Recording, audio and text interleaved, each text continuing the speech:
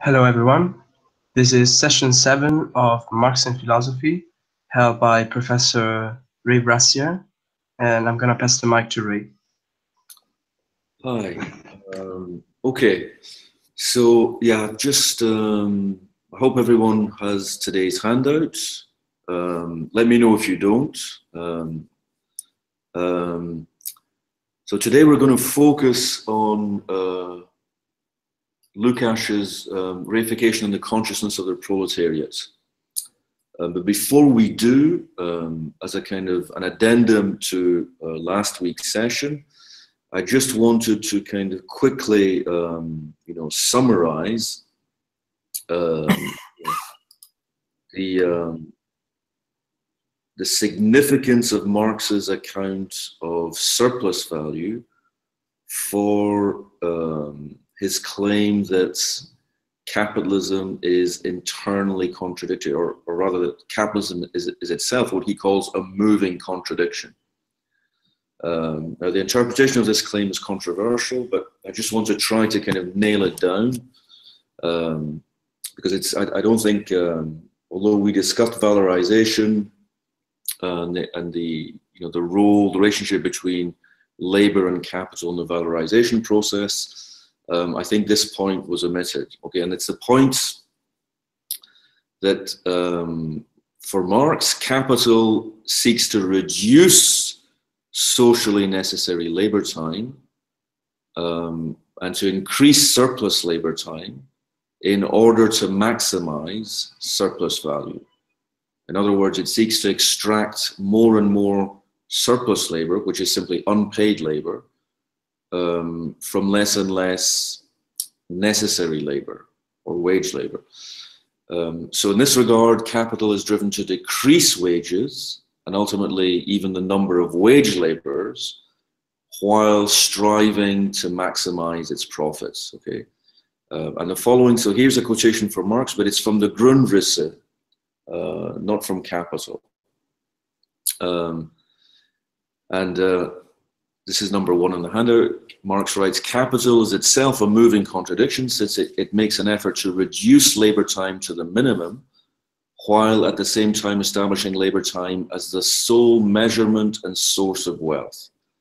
Thus, it diminishes labor time in its necessary form in order to increase its surplus form. Therefore, it increasingly establishes surplus labor time as a condition, a question of life and death, for necessary labor time. On the one hand, it calls into life all the forces of science and nature, as well as those of social cooperation and commerce, in order to create a wealth which is relatively independent of the labor time utilized. On the other hand, it attempts to measure in terms of labor time the vast social forces thus created and imprisons them within the narrow limits that are required in order to retain the value already created as value. Productive forces and social relationships, the two different sides of the development of the social individual, appear to be and are only a means for capital to enable it to produce from its own cramped base. But in fact, they are the material conditions that will shatter this foundation." Now, so this text is often taken to be Marx's statement that because capitalism is intrinsically contradictory, because its basic kind of its law of motion entails a fundamental contradiction, it will somehow collapse in and of itself. It's somehow propelled to a point of collapse. But as Heinrich points out, Marx seems to have changed his mind about this in Capital, because there's no equivalent formulation in Capital. Although there is a claim that Capital, in a way, the claim that capital has a contradictory dynamic is maintained, but Marx seems no longer to endorse the claim that this leads to that this contradiction is consummated as a systemic collapse. The argument seems to be So the contradiction in this version, the version of Grundrisse, is that the valorization process entails, maximizing surplus value, okay, while minimizing necessary labor time. In other words, getting more and more value from wage labor. But you can only do this if you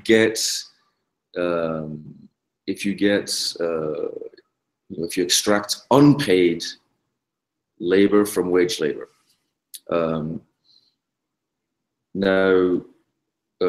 Heinrich suggests that Marx's account of relative surplus value is a way in which the contradiction, or the claim that the contradiction leads to a terminal crisis of capitalism, can be avoided. In other words, the distinction between absolute and relative surplus value is the following. Absolute surplus value is simply increasing by lengthening the working day. Okay, you just you make workers work longer hours, but you don't pay them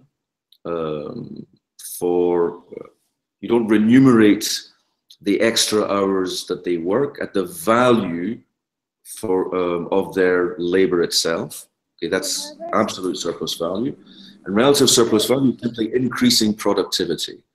It's simply increasing the magnitude of value, as embodied in commodities, generated during the hours of wage labor, the hours for which the workers are remunerated.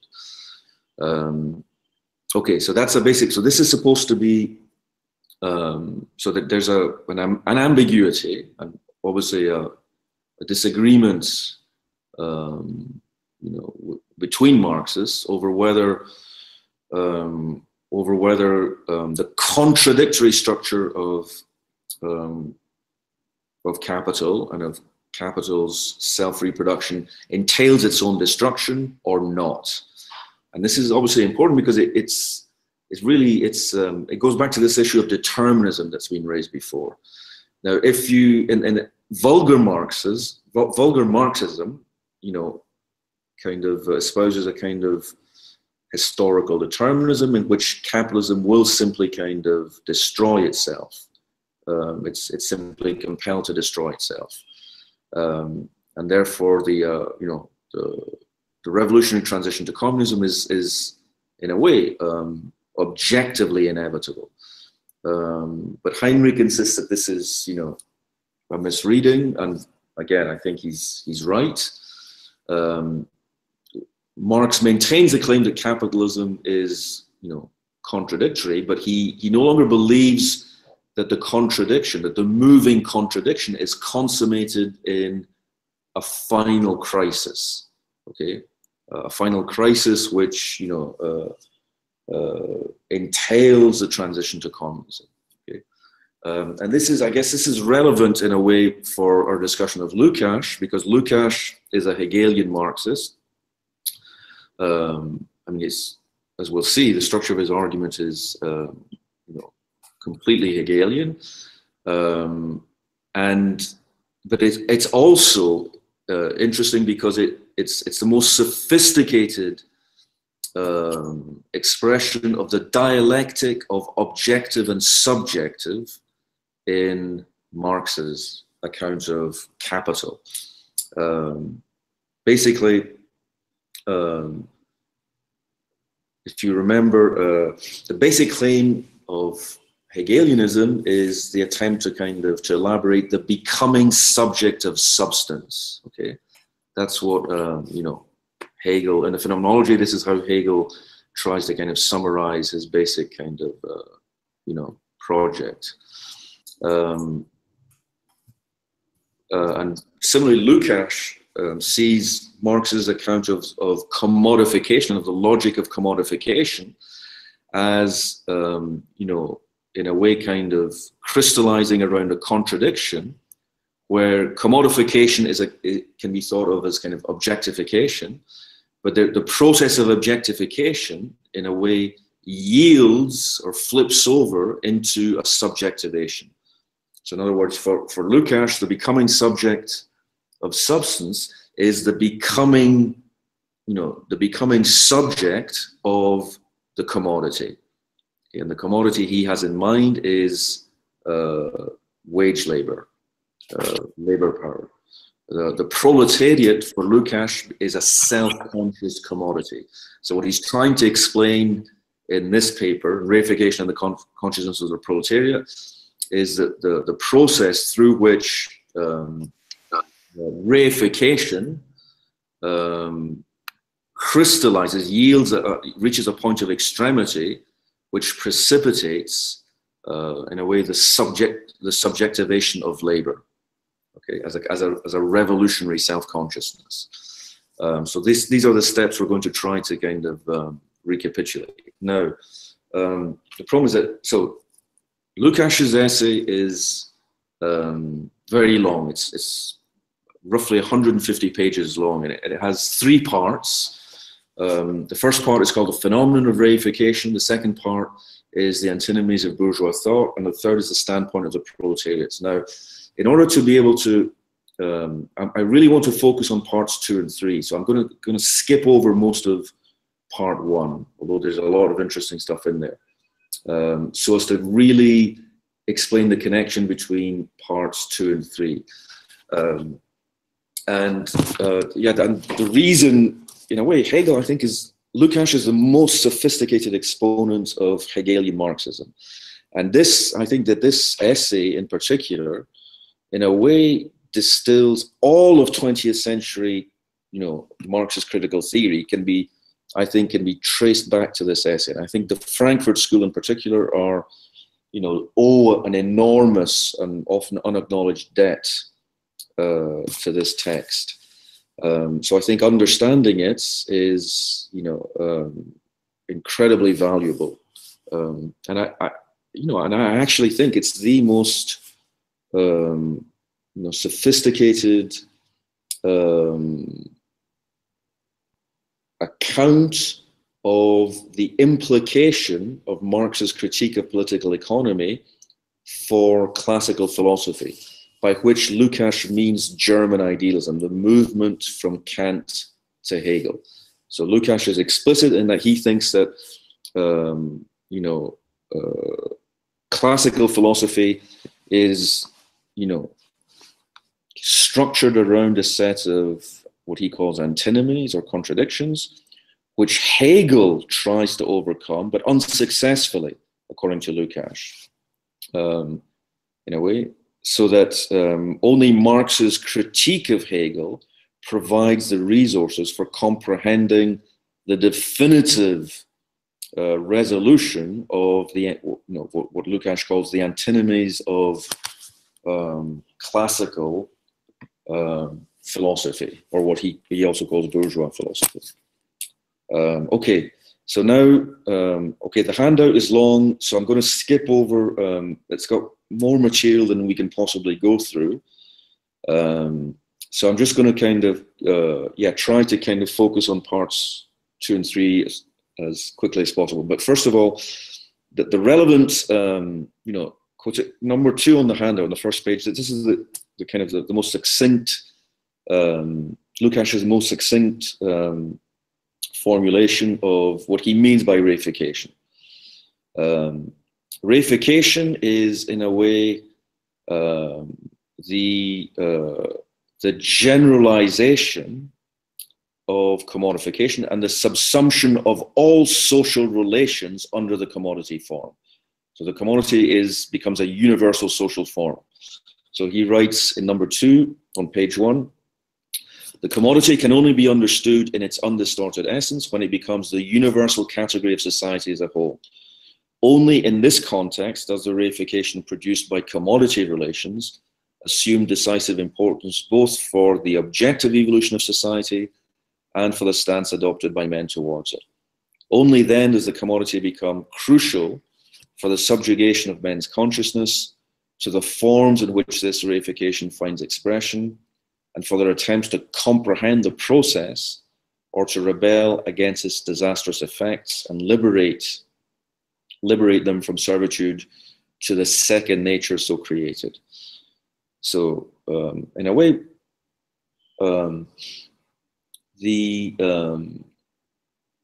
logic of commodification, and in a way the commodification of every aspect of human existence under capital, generates what Lukács calls, a second nature.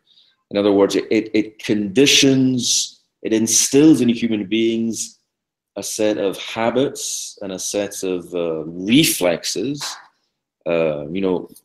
ways of acting,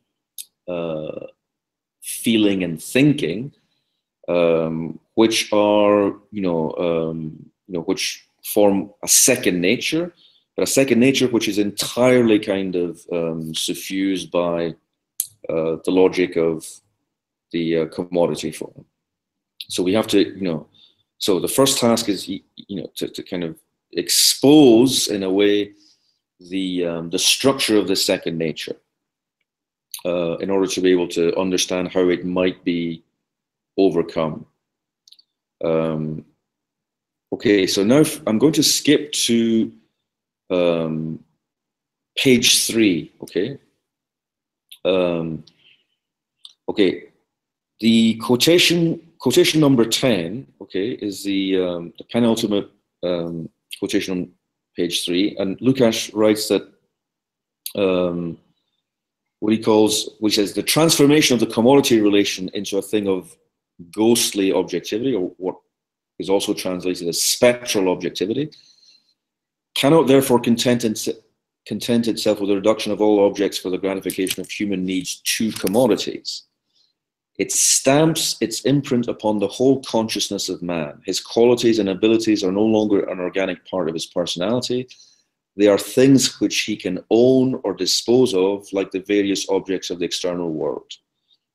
And there is no natural form in which human relations can be cast, no way in which man can bring his physical and psychic qualities into play without their being subjected increasingly to this reifying process. Okay, so it's, in other words, it's no longer the the products of labor understood as conscious human activity, which are commodified and therefore reified. It's even this activity, but also the consciousness engaged in production or labor, which is subject to reification.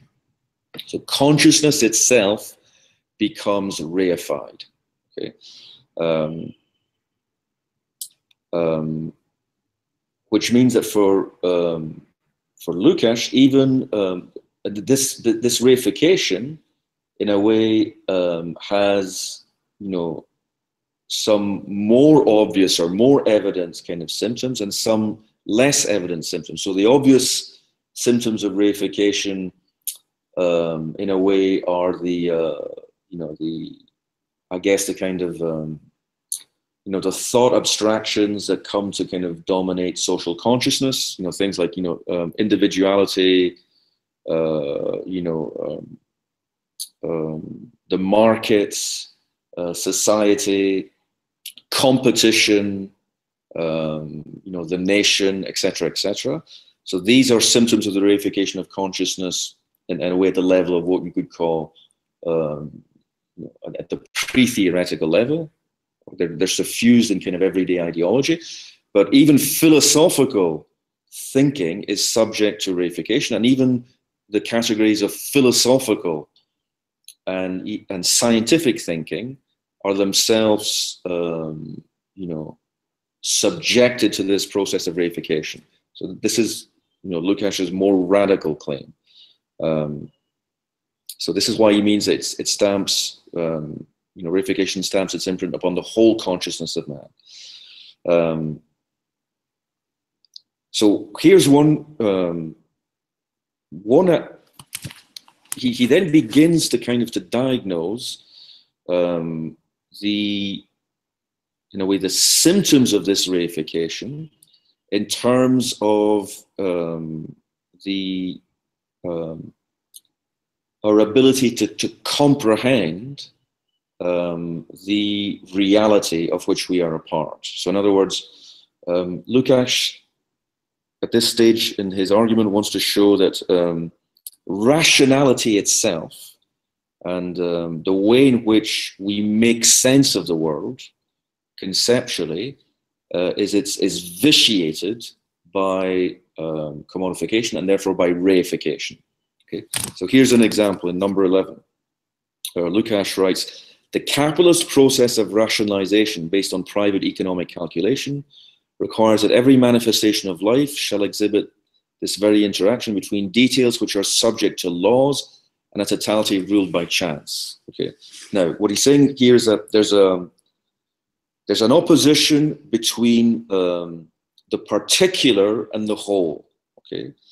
And he says that what's striking about the bourgeois understanding of capitalist society, in that the laws of bourgeois science seek to identify the laws sought for by bourgeois science are law-like relations between particulars. Okay. So the point about scientific investigation is to, understand relations between particular objects as manifestations of laws. Okay, so while particular objects have contingent qualities and characteristics, in a way, the ways in which those objects interact are lawful and therefore necessary. So there's a distinction between chance and necessity, which is correlated to the distinction between the whole and the parts. Okay, and what Lukács's argument is that what's striking is that we think that the particular features of reality are governed by law. Okay, we can make sense of the relations between particulars, but we can't make sense of the relations between the laws that coordinate these particulars. Okay, so this is, you need to read the rest of the passage to understand Lukács's argument. So this is the contrast between details which are subject to laws and a totality ruled by chance. And Lukács continues on, this is still number 11 at the foot of page 3. It presupposes a society so structured. It produces this kind of distinction, produces and reproduces the structure insofar as it takes possession of society. This has its foundation already in the nature of speculative calculation, i.e. the economic practice of commodity owners at the stage where the exchange of commodities has become universal. Competition between different owners of commodities would not be feasible if there were an exact, rational, systematic mode of functioning for the whole of society to correspond to the rationality of isolated phenomena. If a rational calculation is to be possible, the commodity owner must be in possession of the laws regulating every detail of his production. The chances of exploitation, the laws of the market, must likewise be rational in the sense that they must be calculable according to the laws of probability. But they must not be governed by a law in the sense in which laws govern individual phenomena. They must not, under any circumstances, be rationally organized through and through. This does not mean, of course, that there can be no law governing the whole, but such a law would have to be the unconscious product of the activity of the different commodity owners acting independently of one another, i.e. a law of mutually interacting coincidences rather than one of truly rational organization. And furthermore, such a law must not merely impose itself despite the wishes of individuals, it may not even be fully and adequately knowable.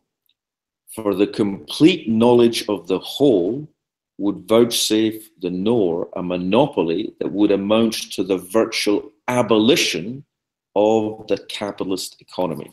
So Lukács is pointing out to kind of an intrigue, a very kind of a symptomatic paradox in capitalist consciousness and the consciousness of the capitalist himself.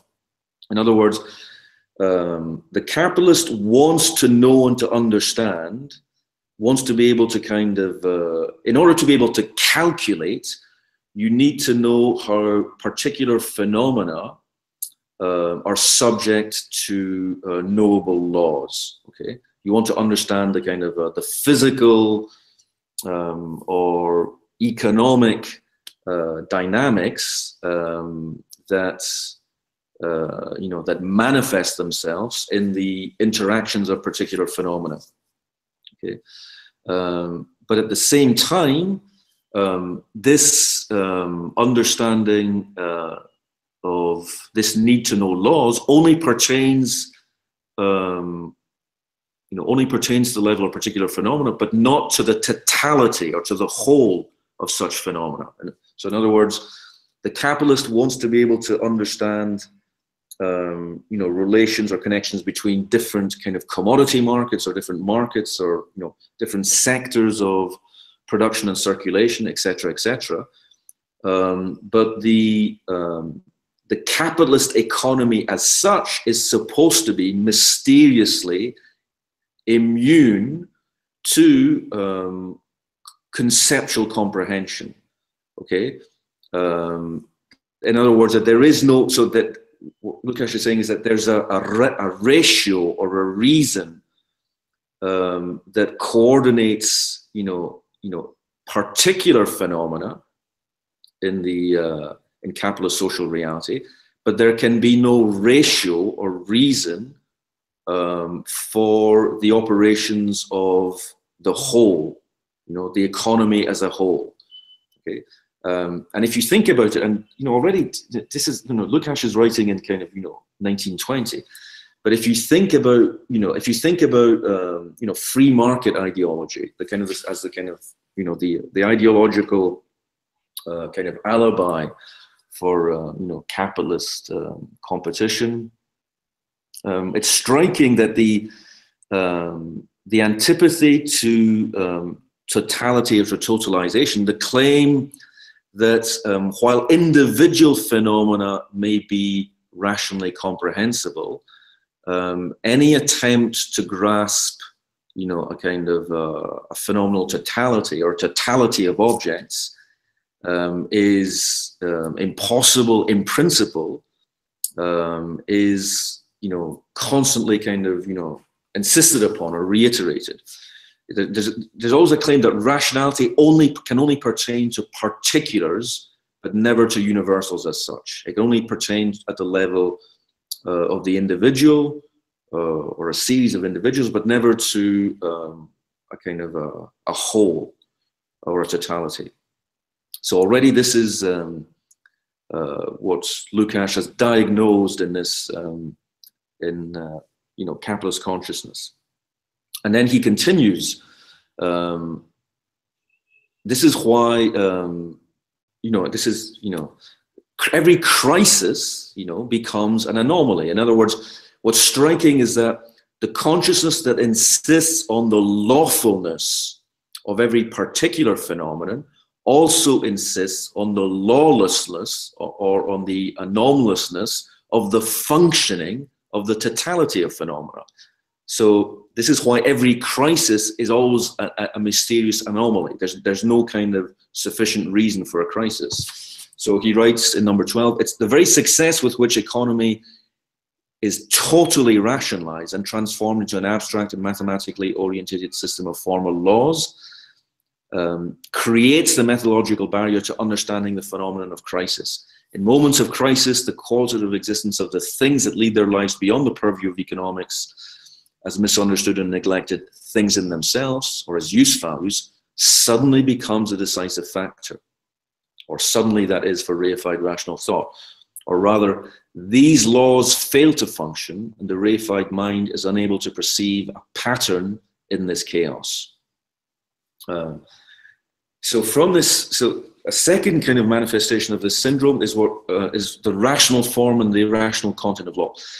Every law has a rational form, but the content is irrational. And Lukács takes jurisprudence as an example here. I'm not going to read the whole quote because it's too long, but I'll just read the passage in bold on page 5. So the cohesion of these laws is purely formal. What they express, the content of legal institutions, is never of a legal character, but always political and economic. Hence, law is regarded as a formal calculus, with the aid of which legal consequences of particular actions can be determined. However, this view transforms the process by which law comes into being and passes away into something as incomprehensible to the jurist as crisis had been to the political economist. Okay, so once again, there's an opposition between form and content. Okay, so for bourgeois consciousness, the rationality, the insistence upon the rationality of form, okay, of lawful form, goes hand in hand with an insistence on the irrationality or the contingency of the content, okay, of the empirical content. And Lukács traces this now. He traces this kind of, this dichotomy between rational form and irrational content to Kantian philosophy. But we need to take a few more steps before we can understand how he does this.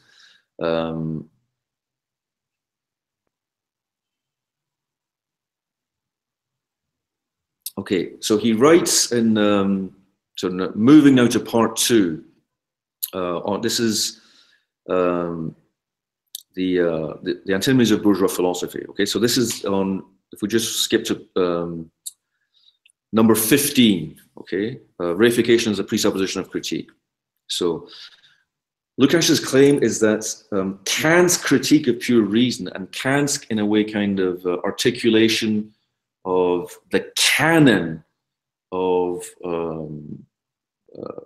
rationality, of non-metaphysical or self-conscious rationality, is itself conditioned by reification. Okay, so he writes in 15, modern critical philosophy springs from the reified structure of consciousness, and the specific problems of this philosophy are distinguishable from the problematics of previous philosophy by the fact that they are rooted in this structure.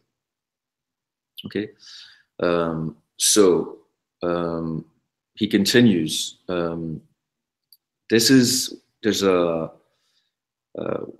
one symptomatic manifestation of this, the way in which critical philosophy or critical self-consciousness is itself conditioned by reification, is the dichotomy between existence and understanding.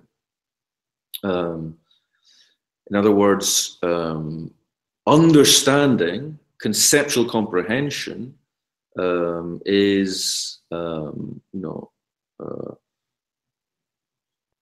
cannot account for certain brute facts or certain existential data. And Lukács writes, the basis in existence from which these problems spring and to which they strive to return. Sorry, I need to read the whole quote. We wish only to sketch the connection between the fundamental problems of this philosophy, i.e. Kant's critical philosophy, and the basis in existence from which these problems spring and to which they strive to return by the road of the understanding. However, the character of this existence is revealed at least as clearly by what philosophy does not find problematic as by what it does. Okay, so he's going to try to show how the way in which Kant, in a way, exposes the limitations of what he calls skeptical empiricism and dogmatic rationalism is, in a way, conditioned by the certain facts of social existence. Okay, and this social existence conditions Kant's formulation of the problematic of the critique of reason. We can continue. So first of all, there's a correlation. So Kant's critical rationality is contrasted to what he calls, dogmatic rationality. Dogmatic rationalism, or metaphysical rationalism, believes that it can identify the sufficient reason for the being of every entity. Okay, and it also believes that it has recourse to intellectual intuition in being able to apprehend the reason for why things are thus and so. Okay. So dogmatic rationalism. What is dogmatic rationalism? Dogmatic rationalism is a priori knowledge of the structure of substance, or the structure of being qua being. Okay, and dogmatic rationalism believes that it can, in a way, deduce the properties and characteristics of substance through reason alone. Okay. Now, Kant's critique of dogmatic rationalism, proceeds by showing how, he distinguishes between, concepts and intuitions, between the understanding and sensibility, so that for Kant, we have to, concepts only pertain to objects insofar as they appear to us, or insofar as they affect us through our sensibility, and not as they are in themselves. So this is why for Kant, the critique of pure reason, or reason's in a way reflection upon its own conditions of possibility, yields the result that we can only know things insofar as they appear to us in space and time, and not as they might be independently of our being spatial-temporally connected to them. So this means that Kant, what Kant is doing in a way is criticizing the claim that reality has an intelligible form, that reality has a kind of that there's a kind of a pre-established harmony between the structure of reality and the structure of mind. Okay, or rather, or between the form of substance, the form of being, and the form of thinking. Okay, so this is, and it's this kind of, in a way, this is the fundamental postulate of dogmatic rationalism. The idea is that reality has an intelligible structure because the form of thinking and the form of being are somehow, kind of necessarily correlated.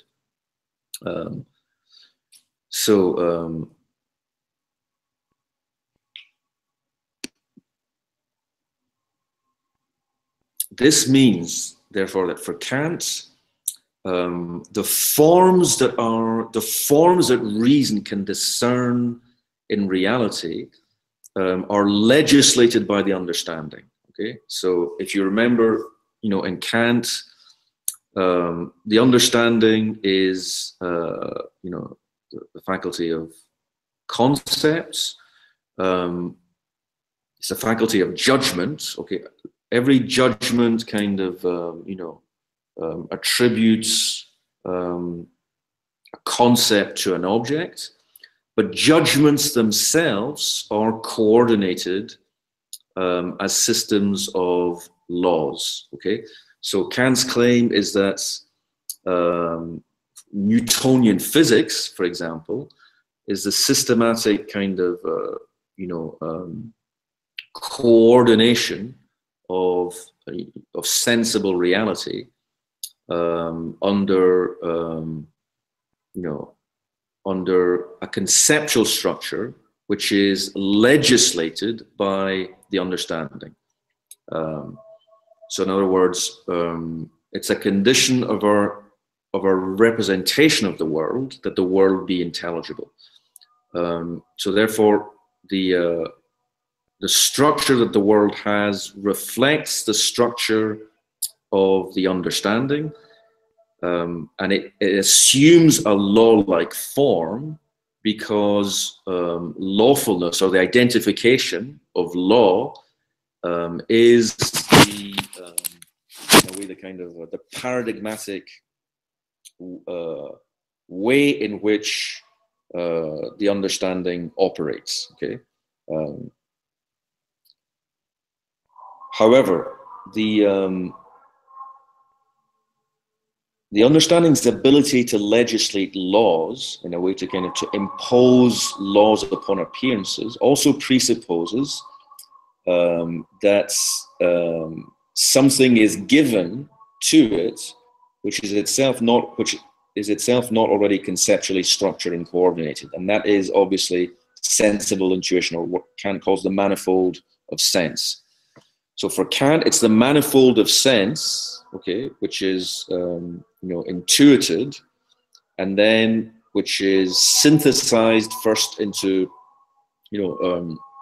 recognizable and representable objects, and then these objects are then synthesized by the understanding into laws.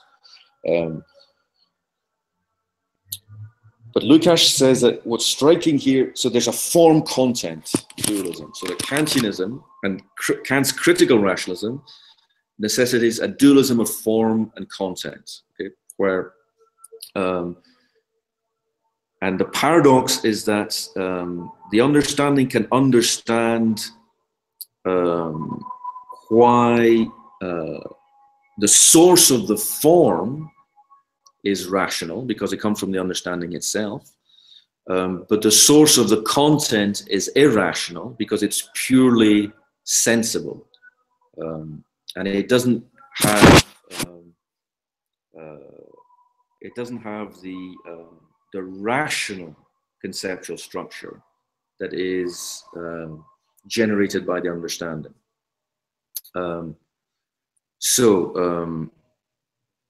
Let's read number 17. Okay, so there's a necessary correlation between the rational and the irrational. A rational form can only pertain to an irrational content in Kant's critical rationalism. So Lukács writes,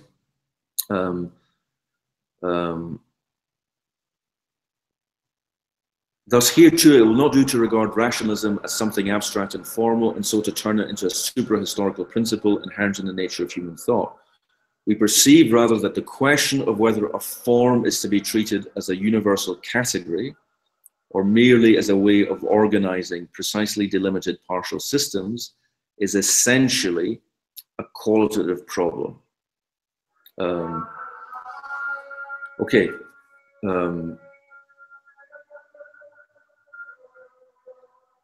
The categories, Kant's categories, okay, are universal forms of judgment, okay, and they have a universality that is valid only for possible experience, okay. So Kant's relativization of knowledge, the claim that we can only know things, we can only know appearances, not things in themselves, entails that we don't have, that reason does not have a God, a God's eye view or an absolute perspective on the totality of phenomena. One consequence of Kant's,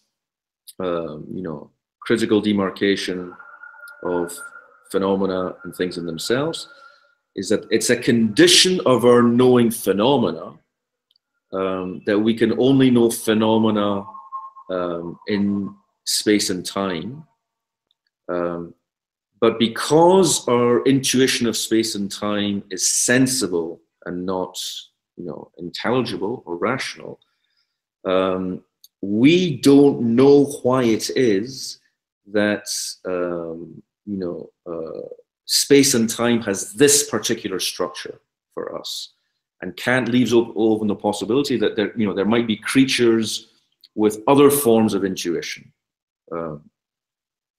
He says that there might, creatures, I mean, it's ambiguous whether he means kind of supernatural creatures such as angels or extraterrestrial creatures. But he leaves open the claim that the creatures with other forms of intuition would know the world in a fundamentally different way. So that the forms that they deploy, the forms of appearance of empirical objects might be different, and therefore the laws coordinating these objects might be different. Okay, so this means that for Kant, that there's a problem that the universality of the forms is transcendently delimited by the bounds of possible experience, so that the forms, the conceptual forms that are necessary in order for us to know appearances are universally valid, but only for creatures endowed with the same forms of intuition. So that means that it's not possible to make, to insist on their absolute universality, their unconditional universality. And that means that there's a problem about knowing about what it means that we can't claim to know the totality of everything that is. Okay, Kant is clear that we can know. There's no limits in the domain of appearances to what can be known. Knowledge can progress forever. Knowledge of appearance is, potentially interminable and limitless. But there is no knowledge of the different forms of appearances. Okay, this is why there's no knowledge of the metaphysical totality of different forms of appearances. Okay, so this is why this is what Lukács is getting at here. The contrast between partial systems and total systems, okay, or complete systems of forms, is generated by Kant's transcendental distinction between the thing in itself and the appearance. Okay, the thing in itself is both the ultimate source of appearance. Okay, it's the source of the manifold of sense that is intuited before being synthesized, conceptually synthesized by the understanding. But it's also the thing in itself. It also reappears at the level of the totality of the categories, or the totality of the concepts that we use to know appearances. Because, as Kant famously points out in his, the transcendental dialectic, God, the self, and the world, these are not these are not actually concepts; they're regulative ideals, which mean that it's a mistake to reify them and to think that they correspond to objects or substantial forms. So God, the self, and the world are, in a way, the kind of the horizons, the necessary horizons for the integration of all the conceptual forms deployed by the understanding, but they are not themselves objects of knowledge. Okay, and that means that we can't, in other words, that reason is compelled to integrate its knowledge, and it's compelled to integrate, in a way, the laws of nature that it identifies, but it can never identify an absolute form or an absolute conceptual totality that would provide a rational basis for the connections between the different domains of laws. Okay, so what Kant is saying is that the thing in itself both limits our ability. It limits the understanding, because the understanding can't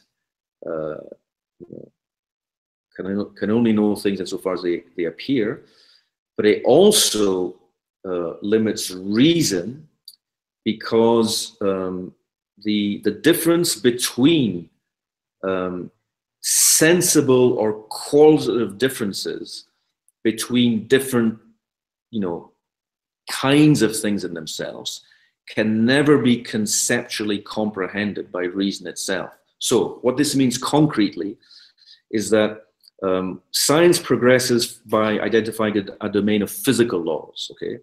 And then there's a domain of biological laws, and then a domain of, chemical, psychological, social laws, okay? For every reason is compelled to identify laws for every empirical object domain that it investigates.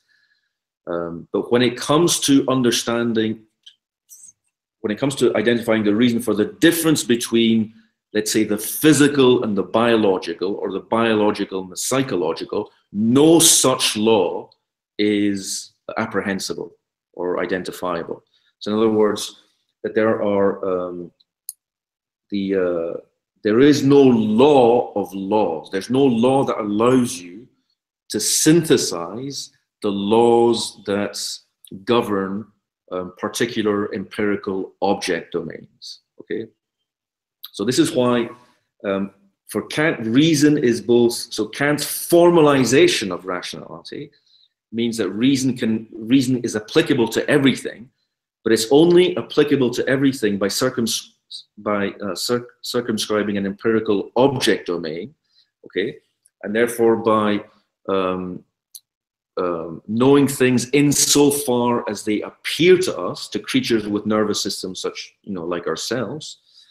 But what Kant says is unknowable is the difference between, the physical and the biological, okay? The difference between a physical system and a biological system remains unknowable, okay? So this is the paradox, in a way, that Lukács is diagnosing. Okay, so this allows us, I think, to move on to the next couple of sections. I'm going to put a light on.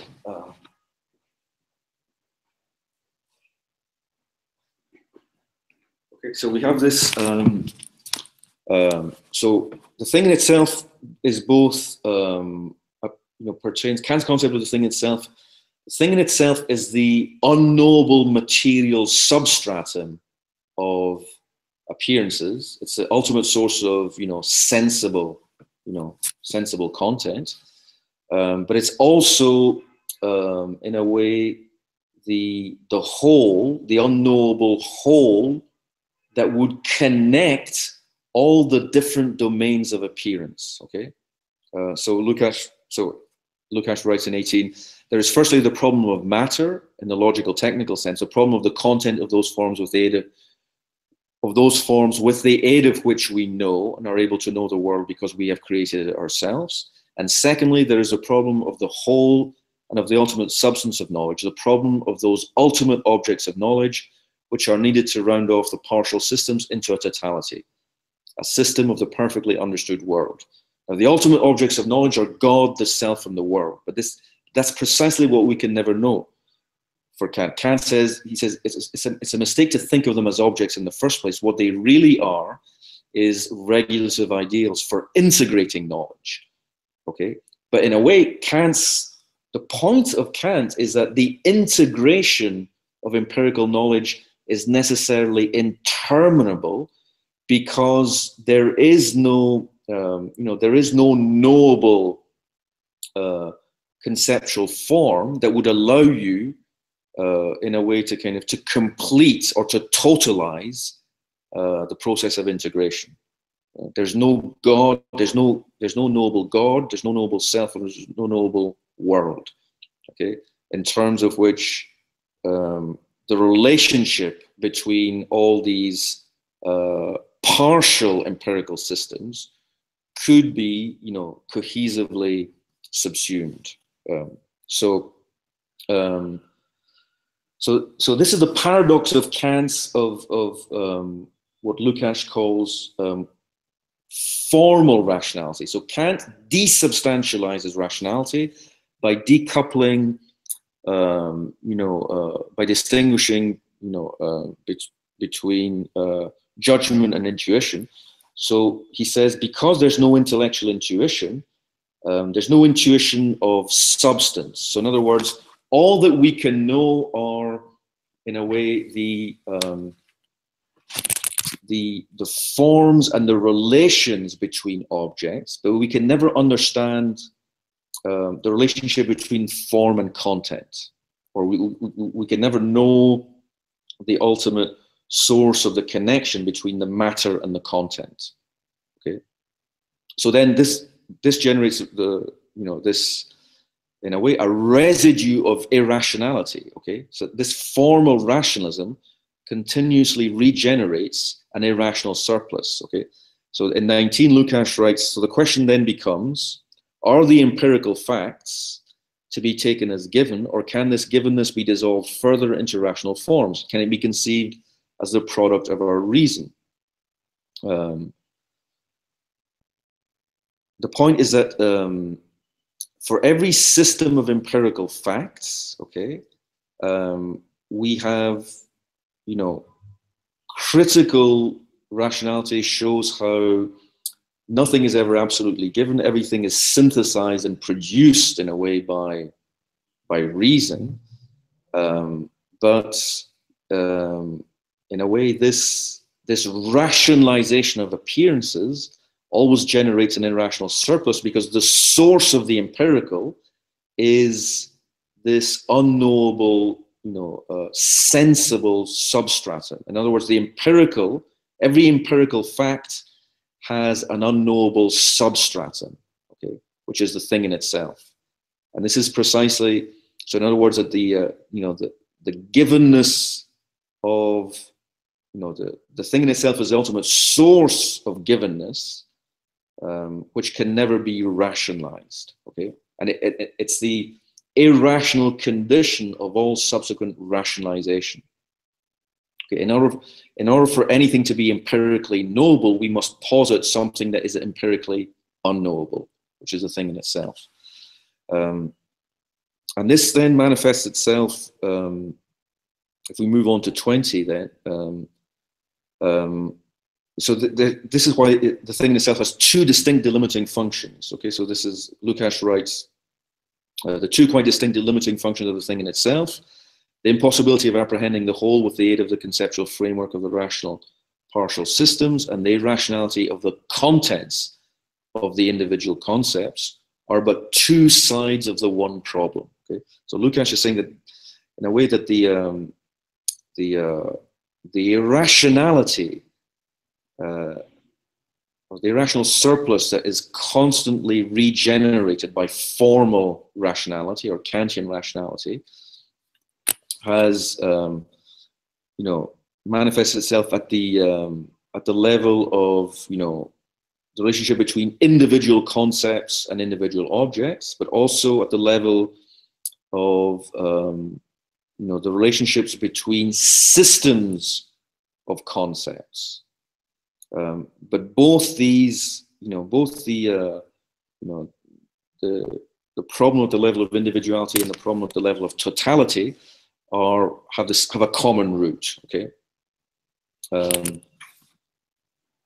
So this is why, in a way, the kind of the systematicity of Kant's formal rationality, and in a way, the systematicity which compels, empirical knowledge, or compels kind of, which provides the paradigm for empirical investigation after Kant, is contradictory. So this is number 21. This is quite an important quotation. The attempt to universalize rationalism necessarily issues in the demand for a system, but at the same time, as soon as one reflects upon the condition in which a universal system is possible, as soon as the question of the system is consciously posed, it is seen that such a demand is incapable of fulfillment. For a system in the sense given to it by rationalism, and any other system would be self-contradictory, can bear no meaning other than that of a coordination, or rather a supra and subordination of the various partial systems of forms, and within these of the individual forms. The connections between them must always be thought of as necessary, visible, i.e. as visible in or created by the forms themselves, or at least by the principle according to which forms are constructed. Then this is why there's an interdependence of rational form and rational contents. Okay.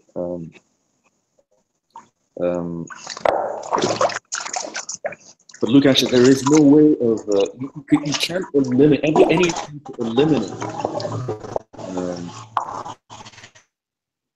this irrational surplus, either at the level of content or at the level of form, represent a dogmatic regression. So he writes number 22. He says either the irrational content is wholly integrated into a conceptual system, i.e. this is to be so constructed that it can be coherently applied to everything, as if there were no irrational content or actuality. And in this event, thought regresses to the level of a naive dogmatic rationalism. Somehow it regards the mere actuality of the irrational contents of the concepts as non-existent. This metaphysics may also conceal its real nature behind the formula that these contents are irrelevant to knowledge. Alternatively, we are forced to concede that actuality or content, matter, reaches right into the form, the structures of the forms and their interrelations, and thus into the structure of the system itself. Okay. And in that case, the system must be abandoned as system. Okay. So what Lukács is saying is that the price of Kantianism is this kind of necessary diremption of conceptual form and empirical content, or of the intelligible and the sensible. So in other words, that empirical knowledge is possible, and in fact is we can conceptualize any empirical domain, okay, and then systematize the conceptualization of that empirical domain, but only at the price of never being able to understand, why this empirical domain is different from some other empirical domain, okay, and why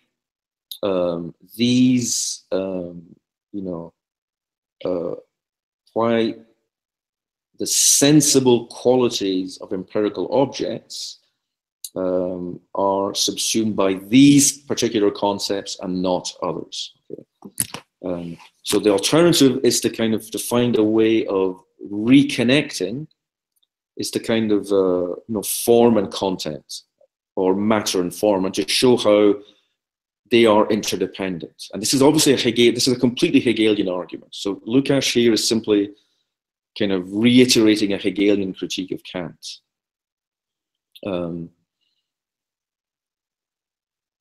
Okay, so let's move on. So here, number 24 is Lukács's,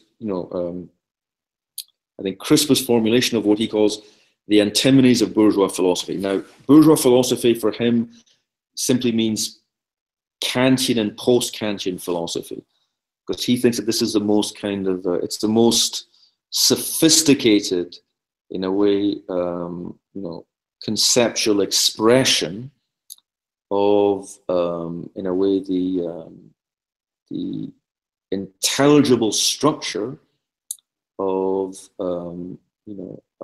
a capitalist society. So he writes number 24, on the one hand, bourgeois society acquires increasing control over the details of its social existence, subjecting them to its needs, while on the other hand, it loses, likewise progressively, the possibility of gaining intellectual control of society as a whole, and with that, it loses its own qualification for leadership. Again, this means that the details of social existence, like any other empirical detail, are comprehensible and can be kind of subjected to laws or understood in their law-like correlations. But the price of this is a kind of a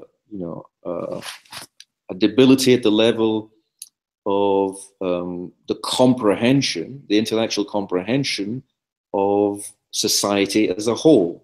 Okay?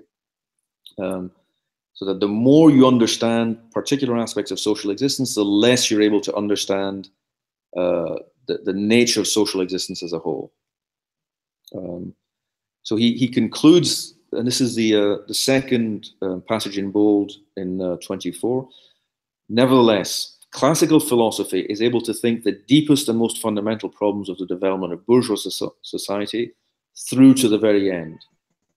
On the plane of philosophy, it's able in thought to complete the evolution of class.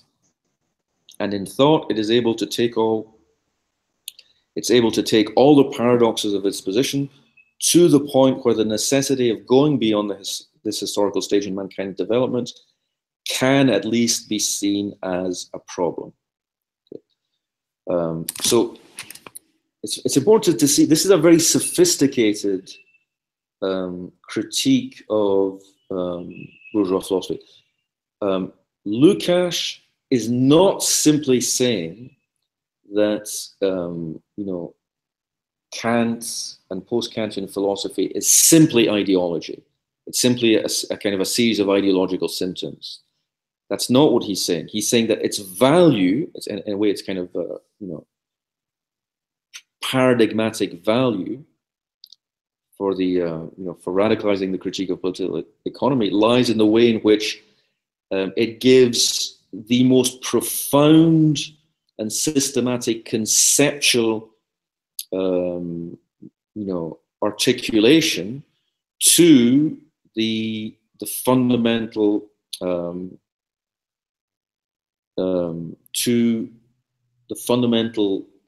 contradictions, in a way, that structure class society.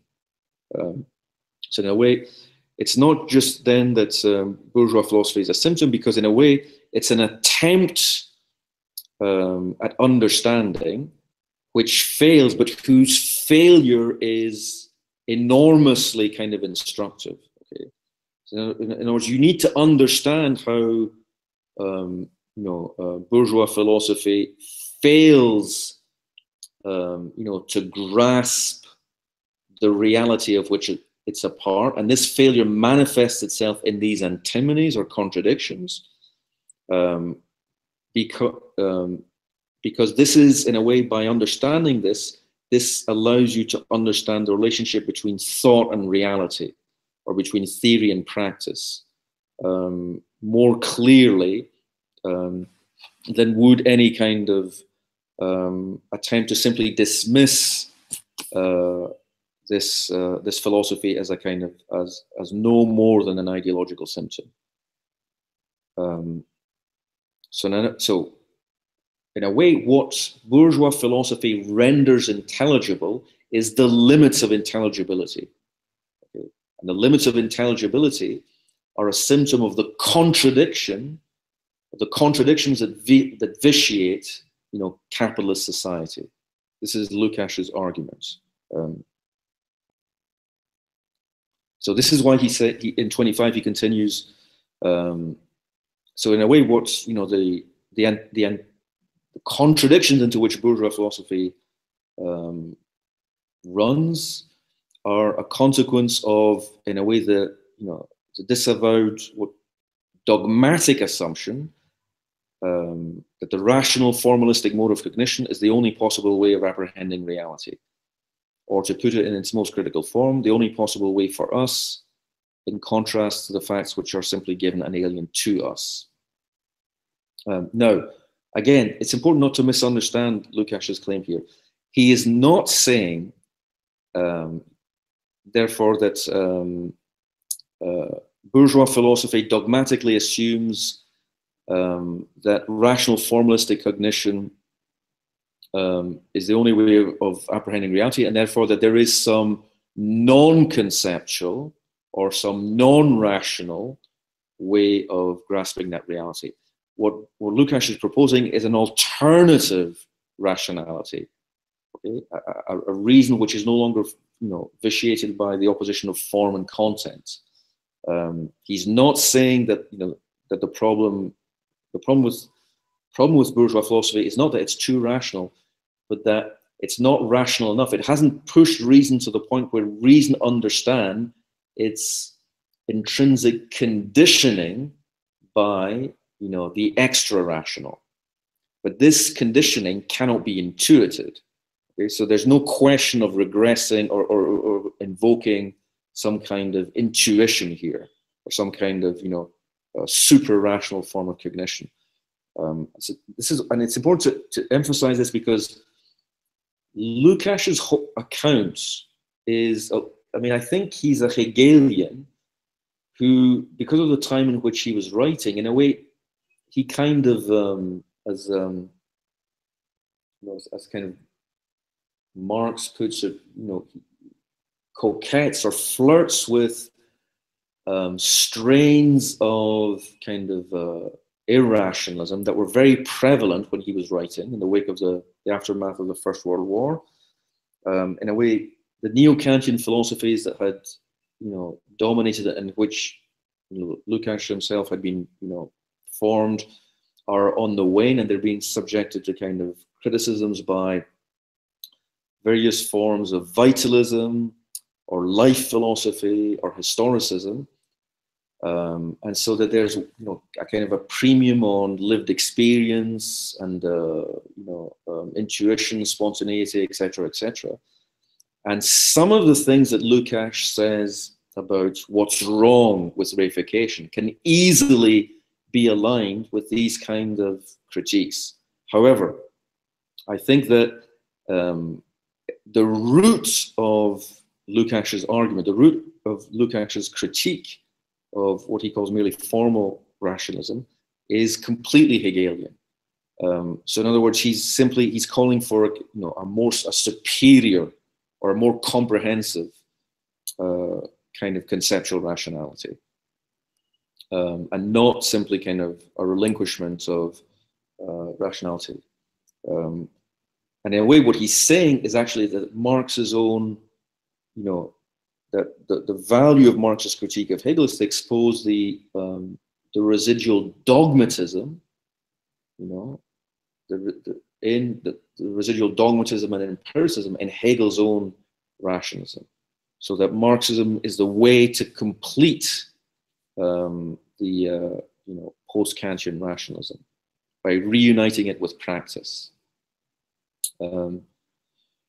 So this is why then there's a practical interdependence of form and content. Okay, so Lukács writes in number 26, when the question is formulated more concretely, it turns out that the essence of praxis consists in annulling that indifference of form towards content that we found in the problem of the thing in itself. Thus, praxis can only be really established as a philosophical principle at the same time, if at the same time a conception of form can be found whose basis and validity no longer rest on that pure rationality and that freedom from every definition of content.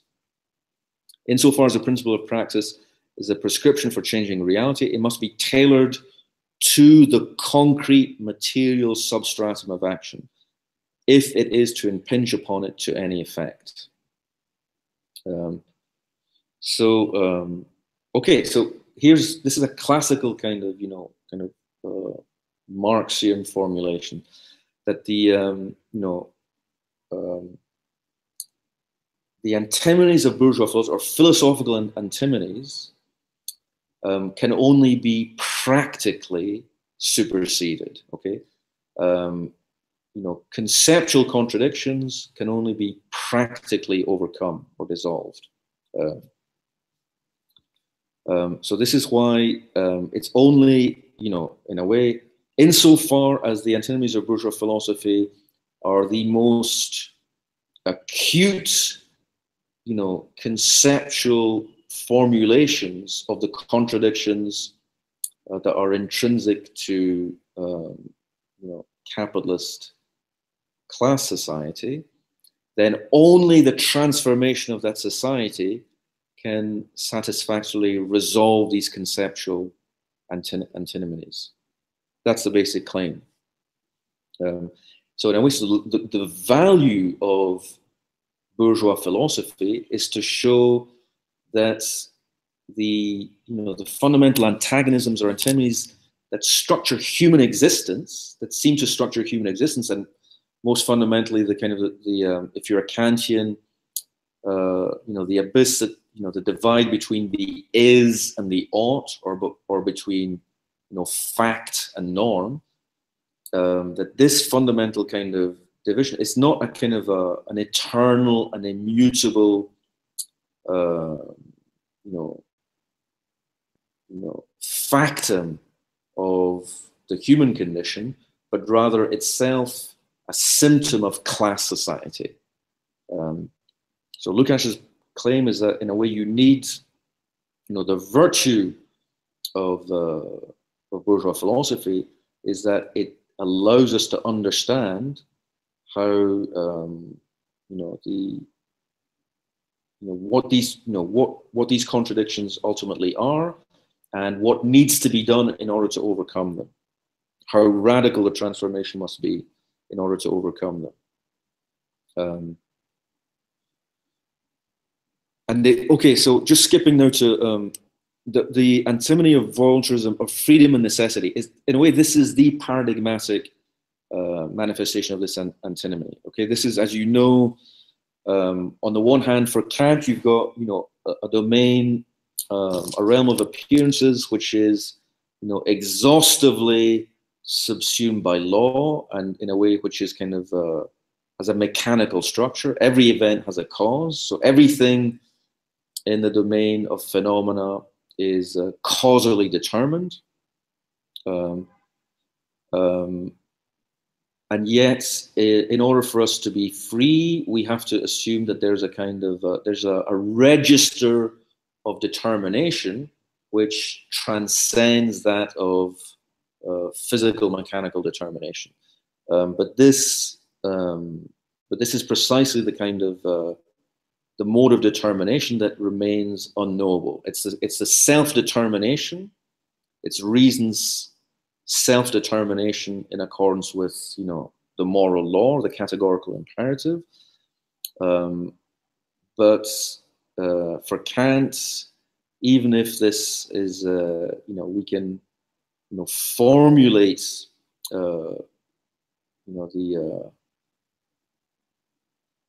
we can formulate a categorical imperative and give it, give it some kind of intelligible structure. We can never know whether or not it has been effectively realized. We can know what what the moral law would be, but we can never know whether or not we have successfully acted in accordance with it. So this is why we have to believe that we're free without knowing whether we actually are free. And this actually has a profound consequence, because it means that this is why overcoming the antinomy of fact and norm, or the direction of is and ought, this becomes an interminable task for Kant. This is why, in a way, injustice can never be definitively eradicated, because there's a kind of there's a transcendental mismatch between the requirements, the rational requirements of freedom, you know, what must be if we are able to kind of, to be self-determining rational agents, and the way in which the world is actually organized. And this is, in a way, the drama of finitude for Kantianism is that the world can never be wholly amenable to the satisfaction of the demands of reason and right. And this is why, the doing good, or the realization of the ought, of what ought to be, is an infinite task. It's endless.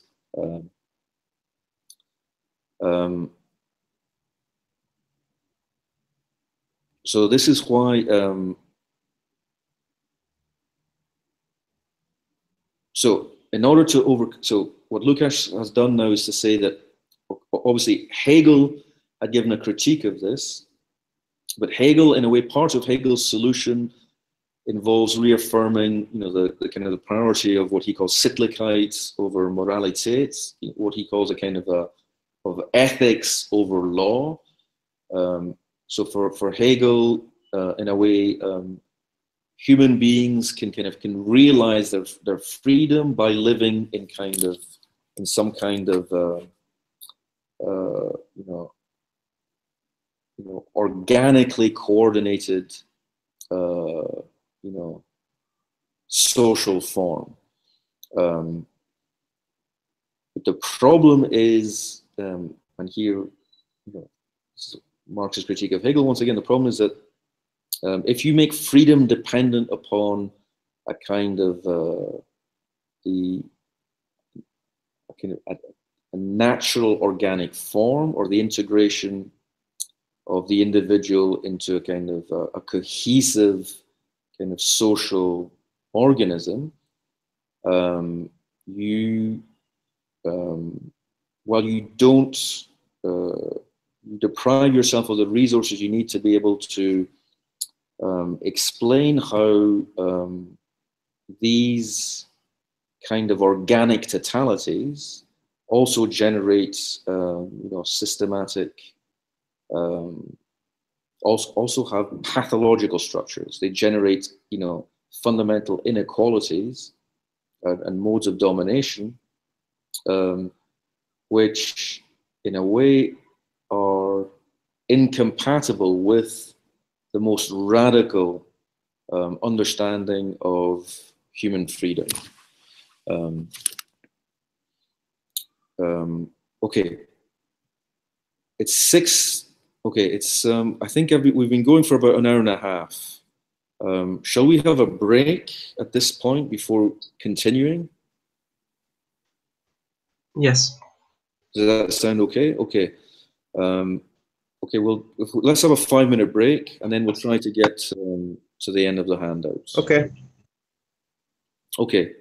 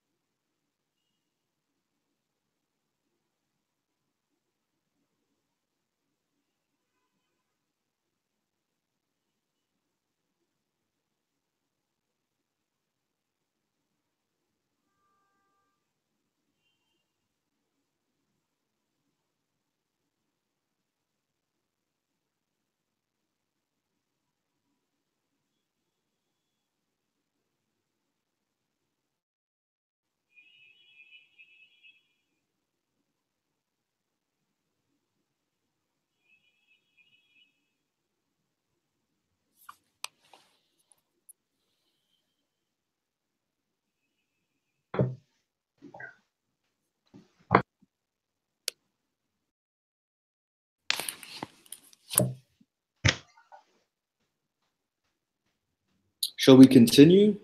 Yes. If Okay. everyone agrees, we can continue. Yeah, sure. Okay. Right. Let's try and. So now. Okay. So.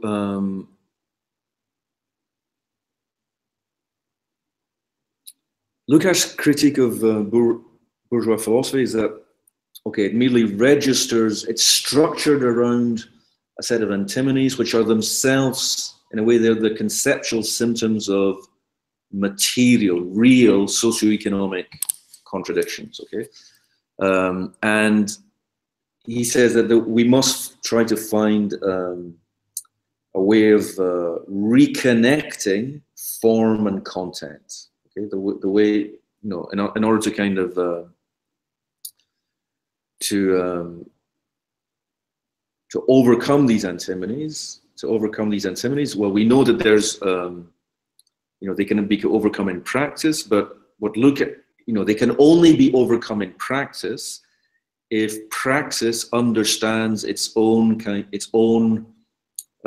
conditions of possibility, which for Lukács means understanding its historical conditions. So here he proposes that in a way, history is the source that generates both the relation and the distinction between form and content.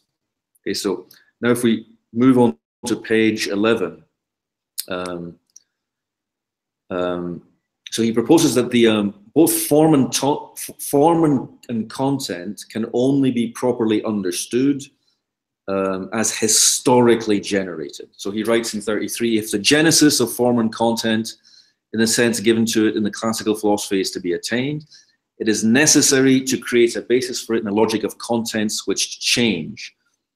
It's only in history, in the historical process, in the uninterrupted outpouring of what is qualitatively new, that the requisite paradigmatic order can be found in the realm of things. Okay, so in other words, there can be, you know, a static or an atemporal genesis of form and content. There can only be, you know, a temporal historical genesis.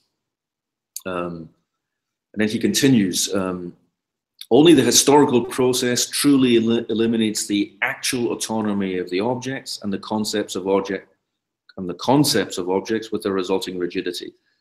By compelling the knowledge which ostensibly does these factors justice to construct its conceptual system upon content and upon what is qualitatively unique and new in the phenomena, it forces, i.e. the historical process, forces it at the same time to refuse to allow any of these elements to remain at the level of mere concrete uniqueness.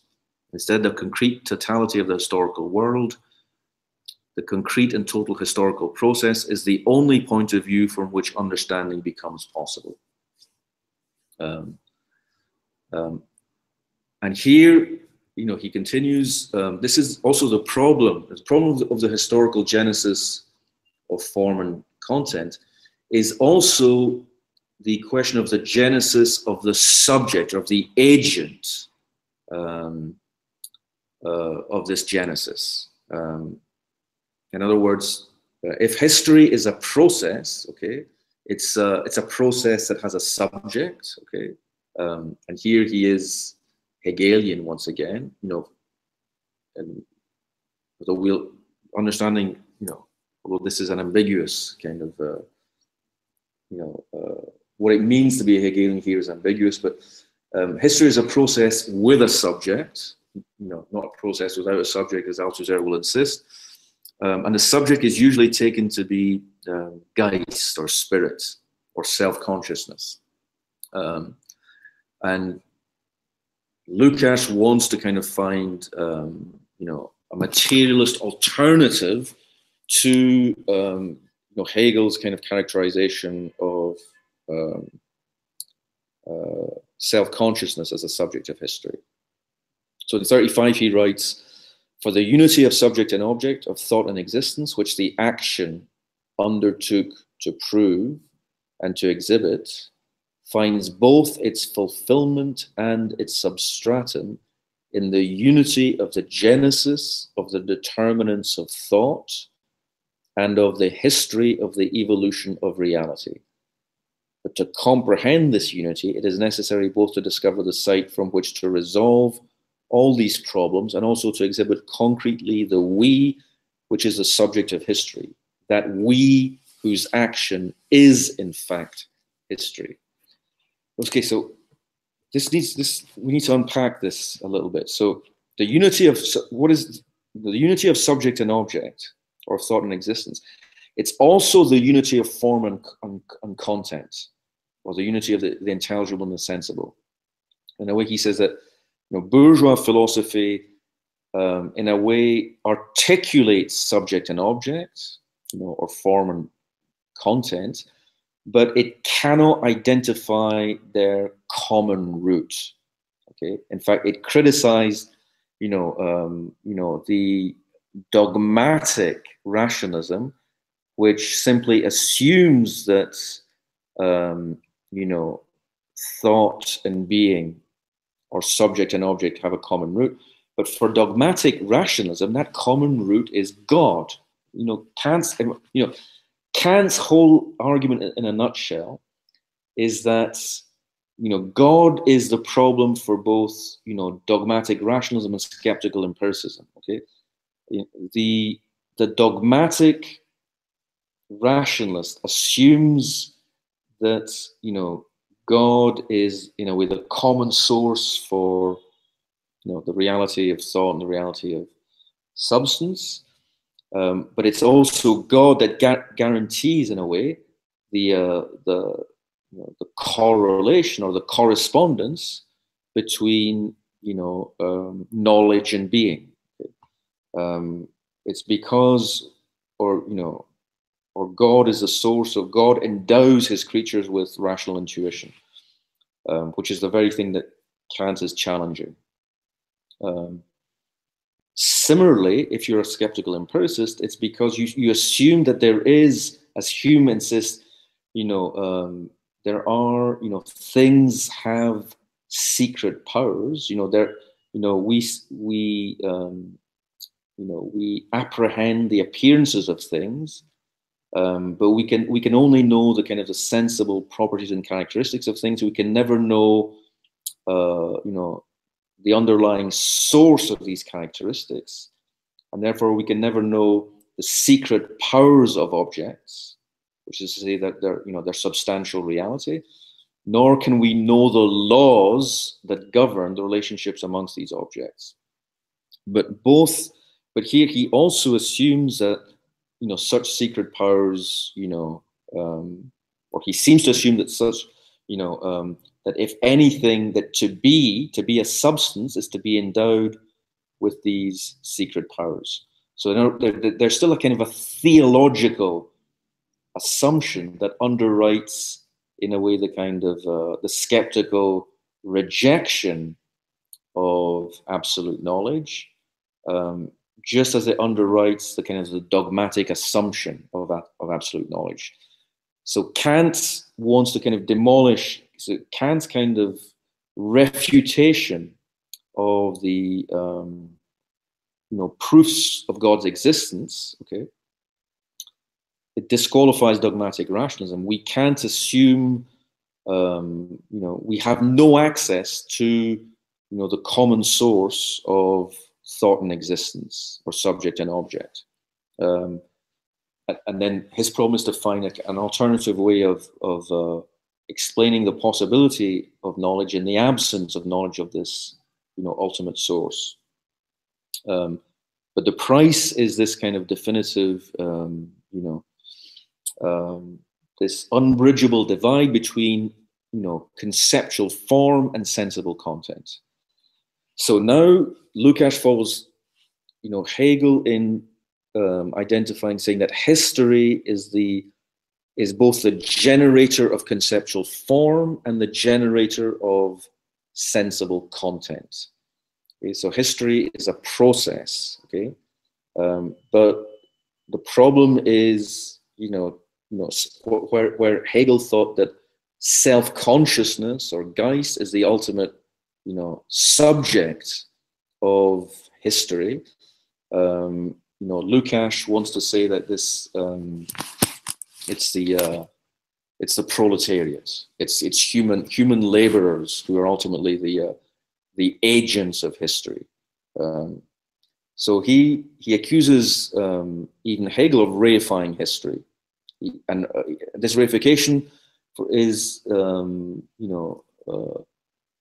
exemplified in Hegel's kind of appeal to the world spirit. Okay, the world spirit is, for Lukács, is a reification of history, because the operations or the activities of the world spirit unfold behind the back of human agents, so that every human deed becomes transcendent to the doer, and the freedom won by human beings is actually kind of a manifestation of the cunning of reason. The human practical self-determination turns out to be determined by the unfolding of the world spirit, or Geist. Okay,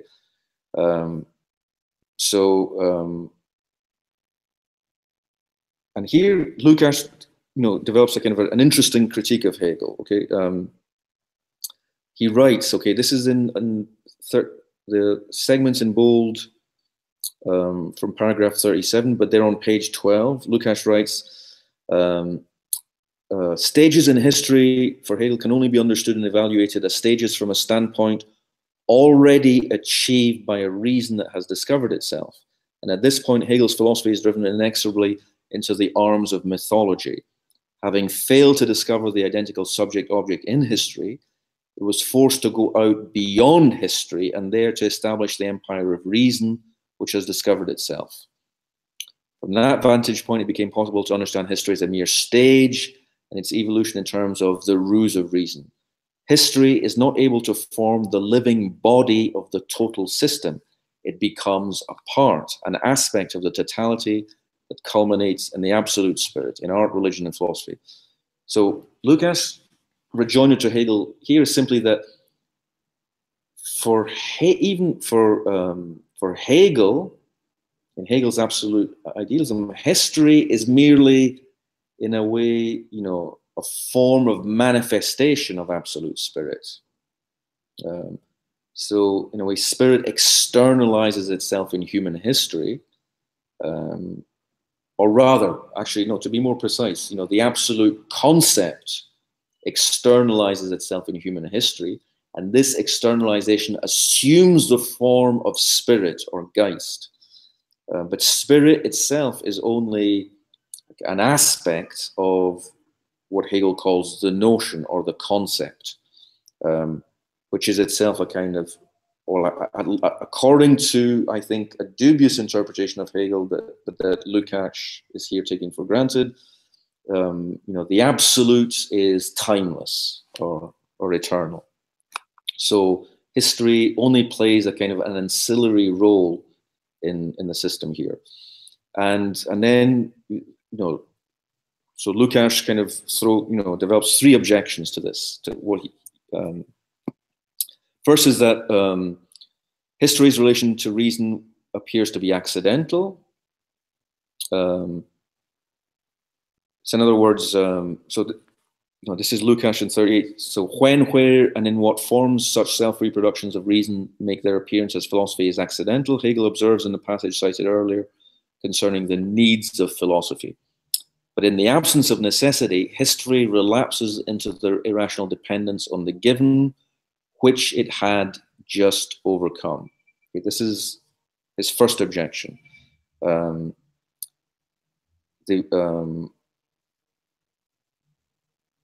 There's a kind of the understanding, the relationship between reason and history. The phases, the historical phases through which reason, unfolds are not intrinsic to reason itself, okay? So reason, in a way, kind of manifests itself in history, but is not intrinsically historical, according to Lukács. So that's the first. So in a way, because of the exteriority of reason in history, then history relapses into the rational dependence on the given. The relationship between reason and history is extrinsic and accidental, not intrinsic and necessary, according to Lukács. Okay, it's the second objection is Lukács writes, the unclarified relation between absolute spirit and history forces Hegel to the assumption, scarcely comprehensible in view of his method, that history has an end, and that in his own day and in his own system of philosophy, the consummation and the truth of all his predecessors are to be found. So this is the claim that Hegel is committed to the end of history thesis. Again, another very dubious attribution. But it's the kind of, it was a very kind of the common kind of objection to Hegel when Lukács is writing. That Hegel thinks that he, the attainment of absolute knowing entails the termination of reason's historical evolution and unfolding. I think this is an implausible reading of Hegel, but okay, this is one that Lukács wants to insist upon. And the third objection is that Genesis detached from history passes through its own development from logic through nature to spirit. But as the historicity of all categories and their movements intrudes decisively into the dialectical method, and as dialectical genesis and history necessarily belong together objectively, and only go their separate ways because classical philosophy was unable to complete its program, this process, he means the process, reason's development from logic through nature to spirit, okay? This process, which had been designed to be super-historical, in Hegel, inevitably exhibits a historical structure at every point. In a way, so Lukács,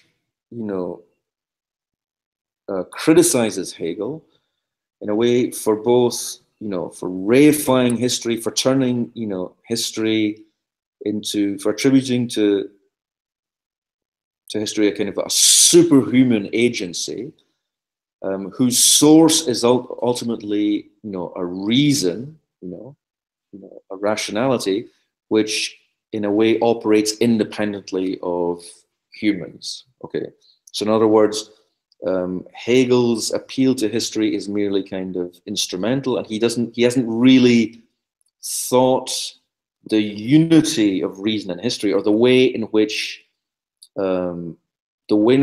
human thinking and human activity have their common source in historical becoming.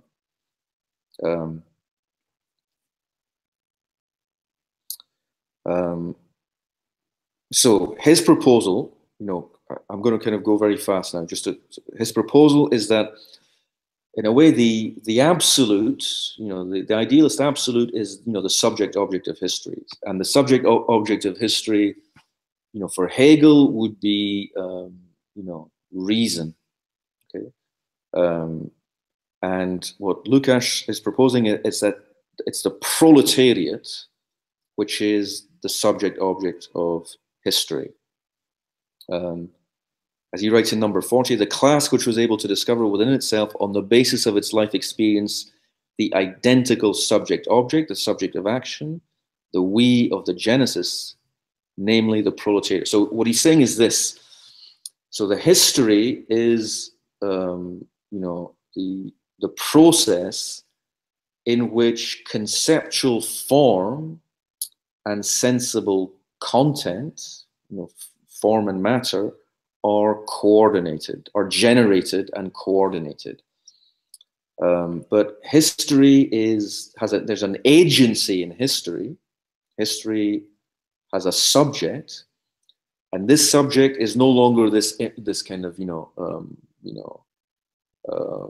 impersonal or suprapersonal reason, which according to Lukács it is in Hegel, but it's rather humans, but human laboring humans, or humans insofar as they are producers of use value. So hence the proletariat. So now he wants to so this is still kind of merely a theoretical identification of the proletariat as a subject object of history. So in other words, it's a philosophical designation of the proletariat as subject of history. But the point is that this subject is still unconscious, is still unaware of its own status, and in a way needs to become self-conscious, needs to recognize itself as the agent of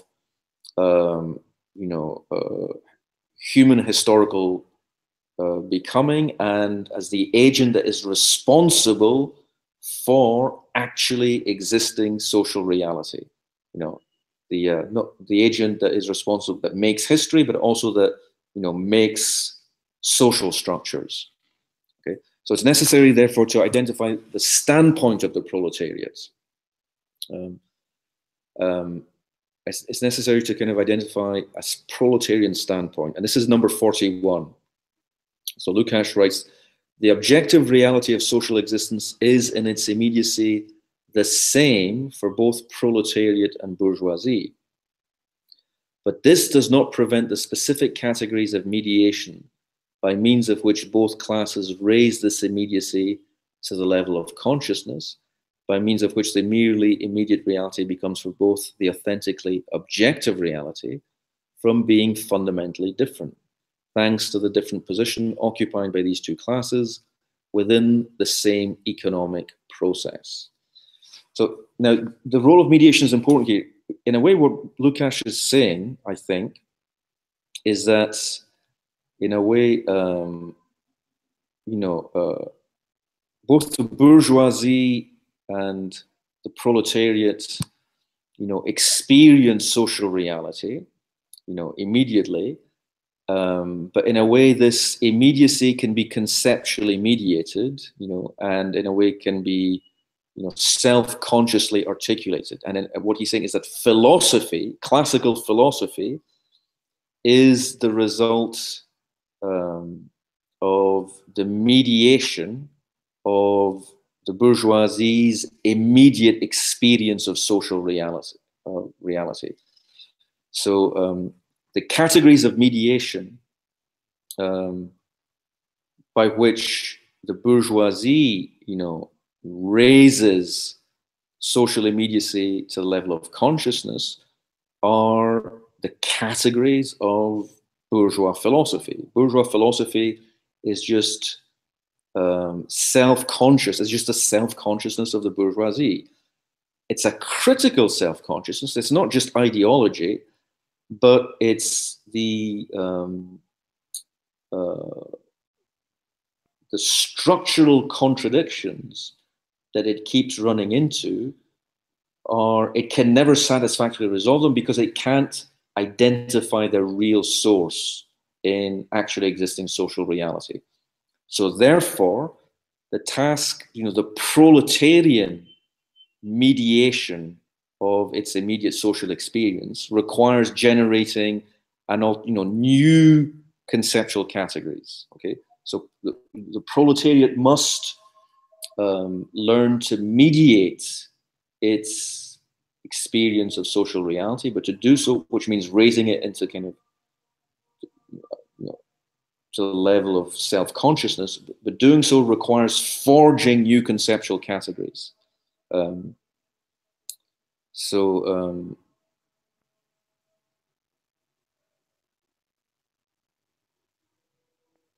I'm going to move forward here. Yes, I'm going to move forward to page 14 and the genesis of the direction of fact and norm. Okay, so in other words, so the claim will be that the proletarian self-consciousness requires is a self-consciousness in which, you know, form and content are united, in which, in a way, theory and practice are brought together, and only this approach, you know, the self-consciousness in which theory and practice are fused is the self-consciousness which overcomes the dimension of fact and norm, or of the is and the ought. So in number 44, Lukács writes, every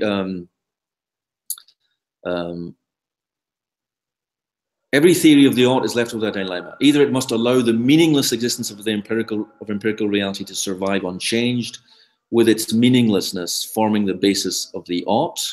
By meaninglessness, he means its kind of irrationality. In other words, it's the irrational source of sensible content and conceptual form, which provides the basis of the direction between what is and what ought to be. Okay, but this gives, as Lukács wrote, this gives the ought a purely subjective character. This means that this, you know, the ought is a principle of duty or of obligation, but which can never be definitively satisfied. Or alternatively, Lukács continues, or else, he writes, theory must presuppose a principle that transcends the concept of both what is and what ought to be, so as to be able to explain the real impact of the ought upon what is. And the task is to discover the principles by means of which it becomes possible, in the first place, for an ought to modify existence. And clear, so the task is to develop a revolutionary self-consciousness, because only the self-consciousness which understands, the historical process through which this direction of, fact and norm, or what is and what ought to be, was generated, only, will understand that it was generated through these, the antagonism of class, the contradictions of the capitalist totality, and therefore only the abolishing the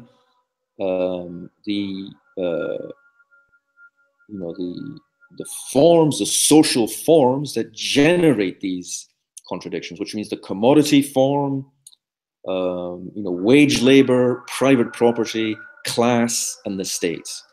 Okay, so this is, insofar as all these antagonisms, insofar as all these antinomies reflect these, the structural characteristics of capitalist social reality, only the transformation of that reality can abolish these antinomies. And this requires the revolutionary union of theory and practice. Okay, so this is why the mediation here, the mediation of the proletariat's mediation of its social existence, will no longer be purely philosophical, purely conceptual. It won't simply unfold in thought. It is necessarily allied to practice. So he writes in 45. To leave empirical reality behind can only mean that the objects of the empirical world are to be understood as aspects of a totality, as aspects of a total social situation caught up in the process of historical change. Thus, the category of mediation is a lever with which to overcome the mere immediacy of the empirical world, and as such, it's not something subjective, foisted onto objects from outside. It's no value judgment or ought opposed to there is. It's rather the manifestation of their authentic objective structure. Okay,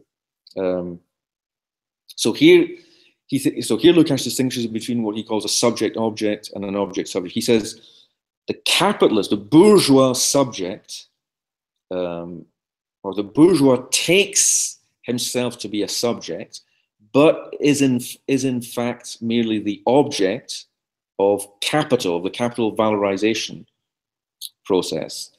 The proletarian takes himself to be an object, but is in fact the veritable subject of the valorization process, okay, according to Marx, according to Lukács, sorry. So he writes in 46, for the worker, the reified character of the immediate manifestations of capitalist society receives the most extreme definition possible. It's true. For the capitalist also there is the same doubling of personality, the same splitting up of man into an element of the movement of commodities and an objective and impotent observer of that movement. His consciousness is necessary. For his consciousness, it necessarily appears as an activity, albeit this activity is objectively an illusion, in which effects emanate from himself. So he's talking about the bourgeois consciousness. The bourgeois takes himself to be an agent, takes himself to be the ultimate doer, the ultimate kind of the moving power in social reality. But the activity of the bourgeois is subordinated to, as we know, we see, to self-valorizing value. You know, everything that the bourgeois is doing is in fact, you know, surreptitiously kind of, you know, determined, or is it enthralled to the valorization process. So he's not really an agent at all. So this illusion blinds him to the true state of affairs, whereas Lukács writes, the worker who is denied the scope for such illusory activity perceives the split in his being, preserved in the brutal form of what is in its whole tendency a slavery without limits. So he's therefore forced into becoming the object of the process by which he is turned into a commodity and reduced to a mere quantity. So the proletarian can acquire self-consciousness first by, in a way, by being forced, by recognizing that he is, you know, the object of a process, that he's being turned into an object, a commodity. Okay. But in a way, the commodification of proletarian existence is, you know, which is unfolded in a purely quantitative register, because commodification is the logic of quantity, has a qualitative effect. What does this mean? I think what Lukács is saying here is simply that, in a way, the intensification of exploitation, which is to say that the process, by intensifying the exploitation of labor, the extraction of surplus labor from necessary labor, and therefore the extraction, you know, the augmentation of surplus value. This is a purely quantitative process from the vantage point of the capitalist, but it has qualitative characteristics from the vantage point of the proletarian, because this quantitative transformation entails a qualitative transformation at the level of working conditions, or the, or rather, even in the capitalists' consumption of the labor power of the worker, then this consumption has qualitative effects for the worker herself. So this is why he will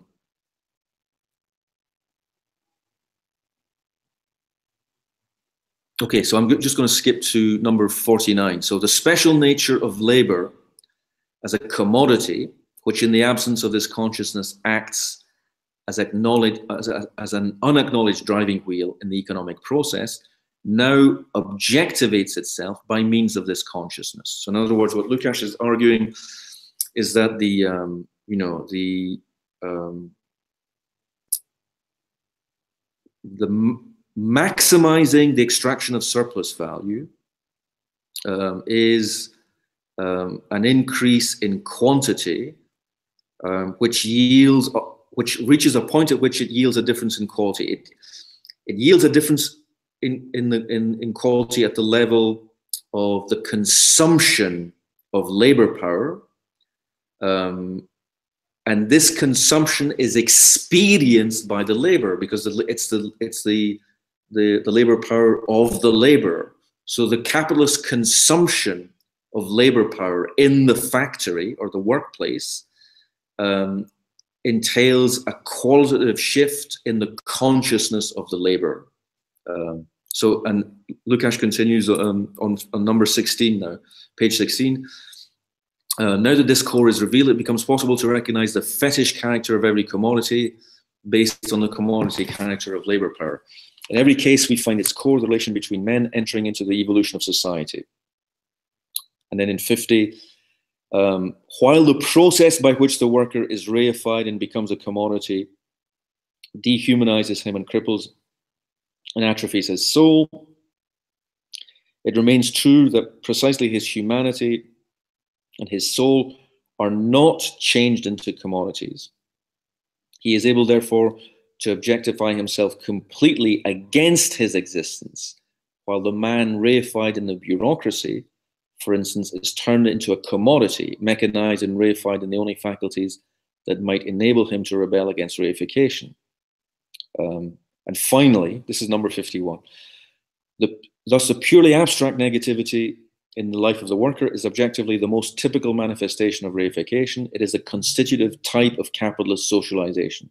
But for this very reason, it's also subjectively the point at which this structure is raised to consciousness and where it can be breached in practice. Okay, so this is the point of the substance becoming subject. Okay, so Lukács' argument now, it's sketched very fast in the third and final section of the essay. And I think we should, talk about, how convincing it is, but it's an interesting argument. So it relies on the kind of the Hegelian claim about the transition from quantity into quality. There's also a point at which a process of quantitative intensification yields a qualitative transformation. Okay, so that's one aspect, and that's in the capitalist consumption of the workers' labor power in the valorization process. And secondly, the other aspect for Lukács is it's precisely because, in a way, the proletarian, in a way, because the proletarian is engaged in, a very kind of, a manual labor, which is kind of, in a way, kind of stupid, is decomposed into kind of very elementary gestures. It means that his consciousness, his cognitive awareness is not completely reified. So in other words, that the actions and the physical activity of the proletariat is reified, is maximally reified, but not his consciousness. Whereas it's the opposite if you're, for instance, if you're a kind of a bureaucrat, or let's say a white collar worker, there your physical activity is de-reified. You can come, you're basically kind of your body is not kind of forced to carry out, very kind of stereotyped actions, but your thinking becomes reified, and even your emotions become reified. This is, I think, Lukács' argument. Okay, so in other words, there's a kind of physical reification which engenders a psychological de-reification, and vice versa. Okay, there's a physical de-reification which entails a psychological reification. And I think that this is one of the the claims, one of the presuppositions of Lukács's argument. Okay, so I know I'm stopping now because I know I've gone on for a long time today, but just because there was a lot of material to cover, so I think we should talk. We should have some questions now. Okay, so the first question. I see there's a question in the sidebar. It's not a question really. I just had taken some notes and put it in for the class record just before the break. Okay. I just thought it was an interesting point, and I typed it up real fast. Okay. So no, that's very helpful. That's very helpful. So yes, yes, we should. We need to. Obviously, there are lots of questions to be asked. So, who would like to start?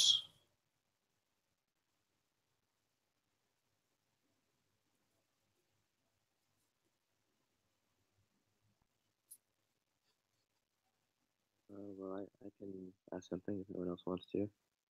Okay. Well, could you talk a little more about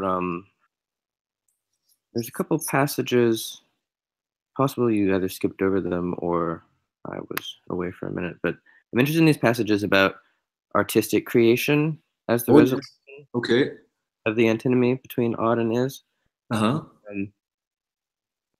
It just, I can't really tell if he's sort of critiquing the idea of this or endorsing it, or how artistic creation would relate to revolutionary practice of the proletariat. Okay, this is very interesting. So this is on page 10 of the handouts.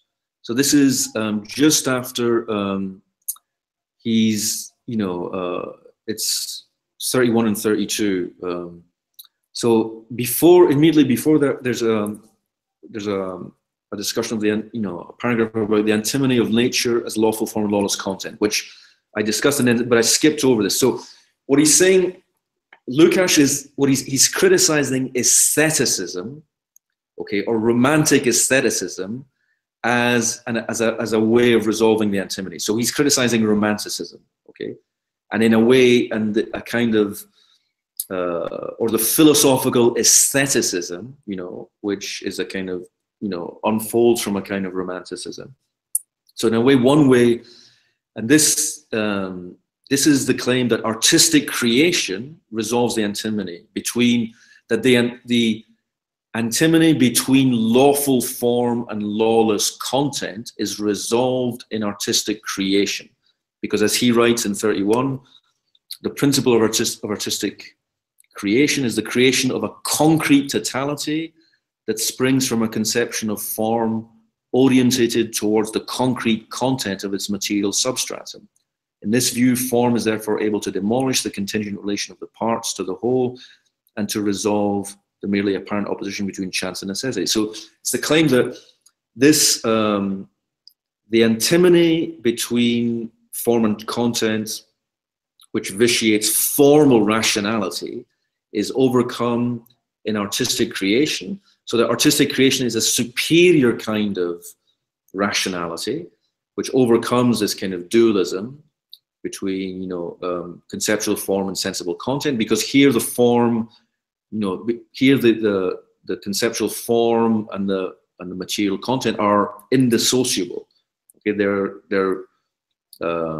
the act of creation. It's in a way, it's the kind of the creation of form, from content, but of content as necessarily formed. But Lukács thinks that he's criticizing this. So he thinks that this is a way, and I mean, it's a very, I think, it's very acute. And he's writing in, at the end of the second decade of the 20th century, aestheticism and romanticism are two ways of rejecting the, both, capitalist, reification in capitalist social reality, but also the symptoms of reification in formal rationality or philosophical rationality. So in 32, he writes, Lukács writes, if man is fully human only when he plays, we are indeed enabled to comprehend all the contents of life from this vantage point. And in this aesthetic mode, conceived as broadly as possible, they may be salvaged from the deadening effects of the mechanism of reification. But only insofar as these contents become aesthetic. That is to say, either the world must be aestheticized, which is an evasion of the real problem, like the real problem of the social forms which underlie the process of reification, okay, which is an evasion of the real problem is just another way in which to make the subject purely contemplative and to annihilate action, or else the aesthetic principle must be elevated into the principle by which objective reality is shaped.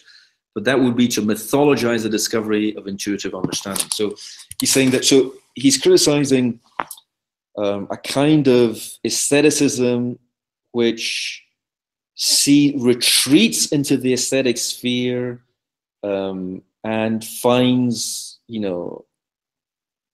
kind of satisfaction in art, so that art is the recompense for, the frustrations and contradictions which vitiate capitalist social existence. Okay, but Lukács' point is that you're evading the real problem, okay?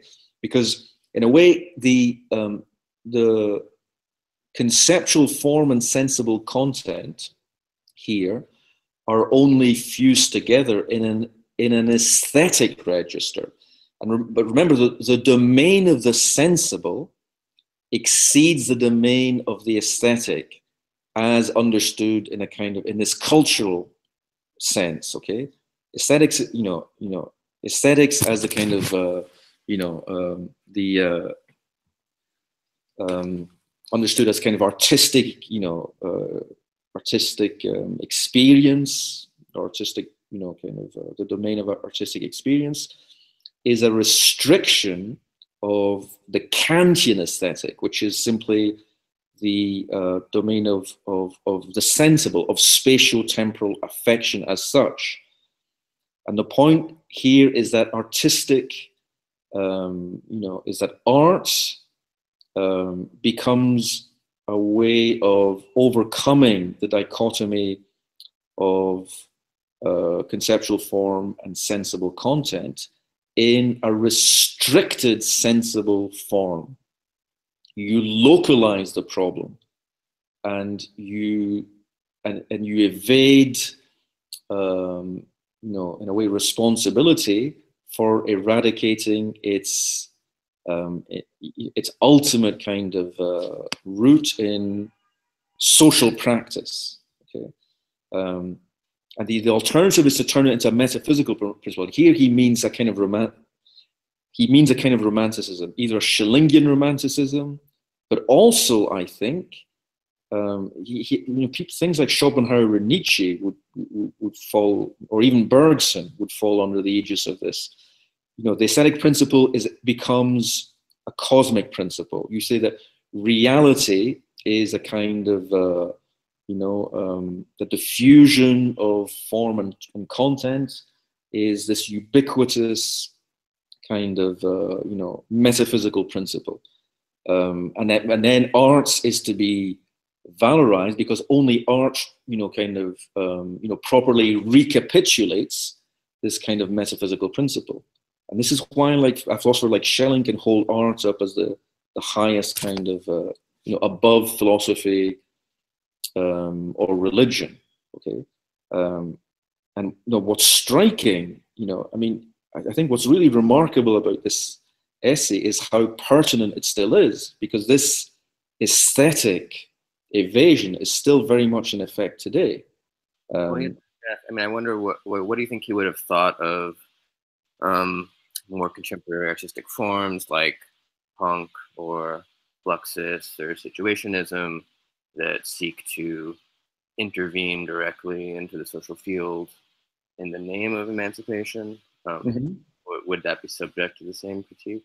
Or I suspect, Lukács is notorious. If you know anything about his you know, the controversies. He's notorious, okay, for defending, you know, realism and the bourgeois novel, and for being against kind of, at least in his around this time, for being kind of anti-modernist. Okay, now I think there's a whole complicated story to tell about why, you know, he made those decisions. I think, okay, the key thing to remember about Lukács is that he was involved. He was practically involved. He wasn't just an academic. He was practically involved in the Hungarian Revolution. He was a party member. He played a part in government.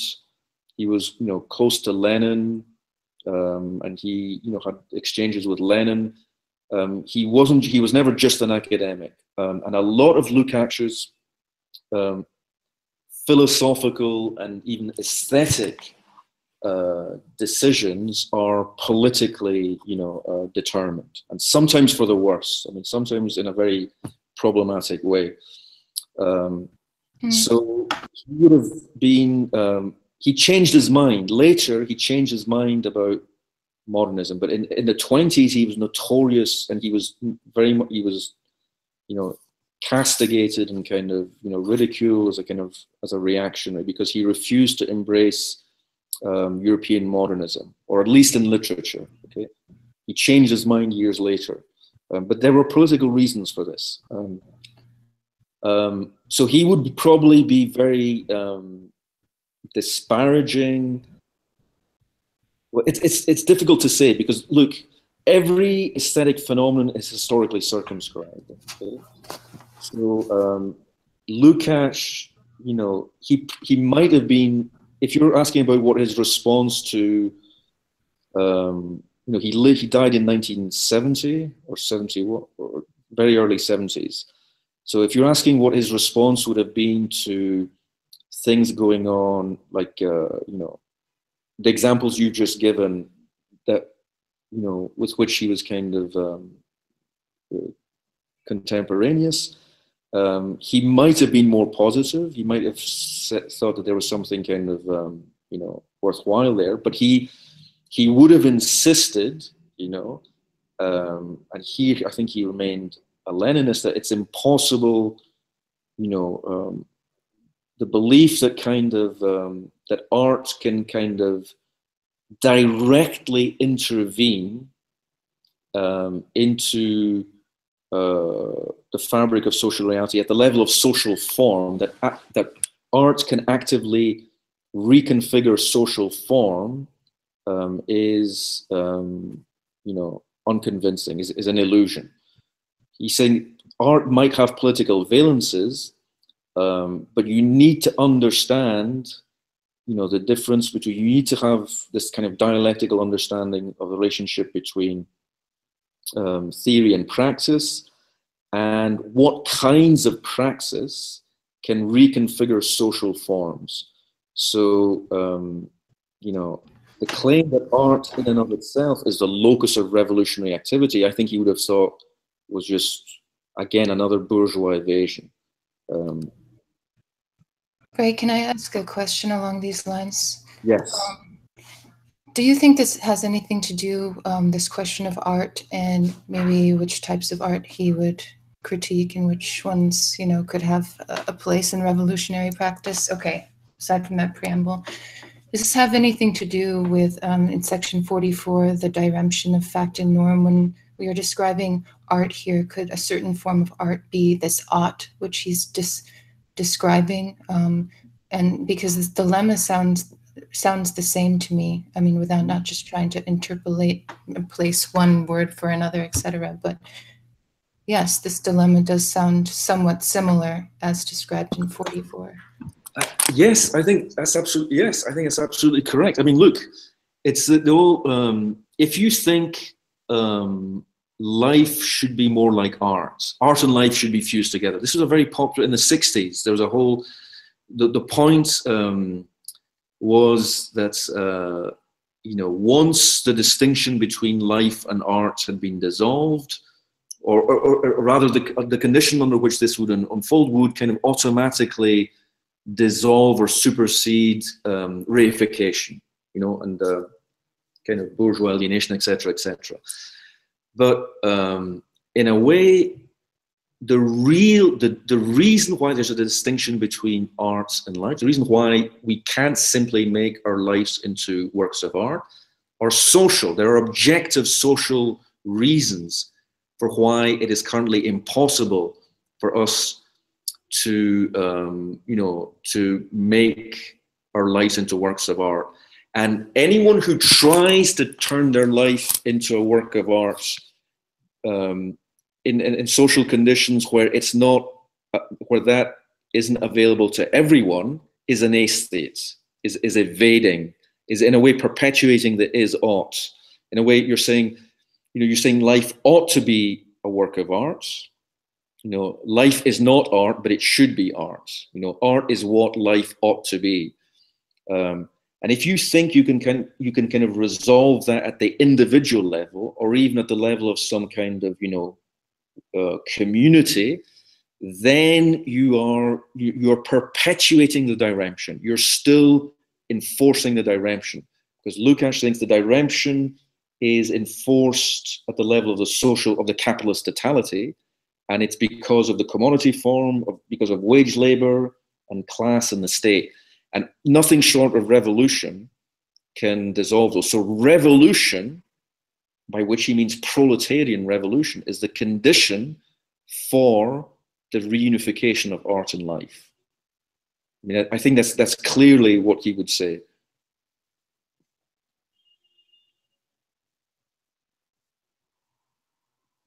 That's really interesting. Thank you.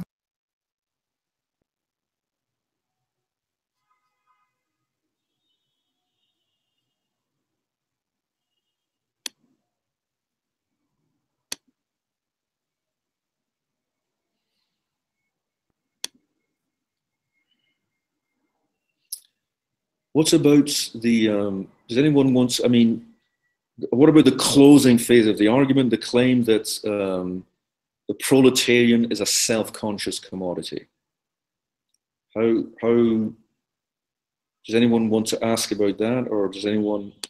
Has he not, with that, has he, I mean, he earlier, he was critiquing Hegel for a kind of end of history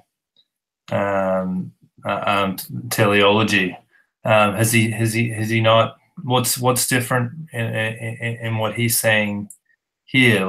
It's almost like this contradiction between form and content is somehow resolved in this figure of the proletariat.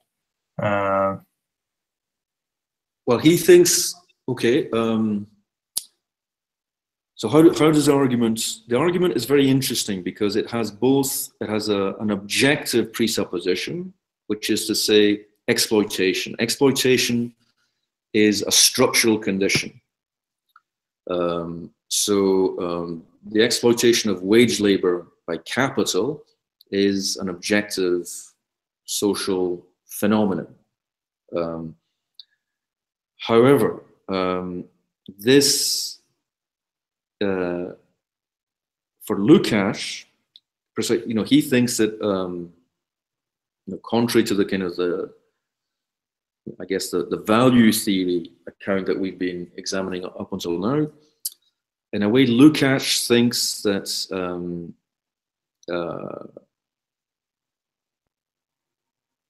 in a way, value itself is merely alienated labor. So, in other words, he thinks that value in the valorization process is driven by labor, so in a way, it's the claim would be there's an externalization and an alienation. So labor externalizes itself,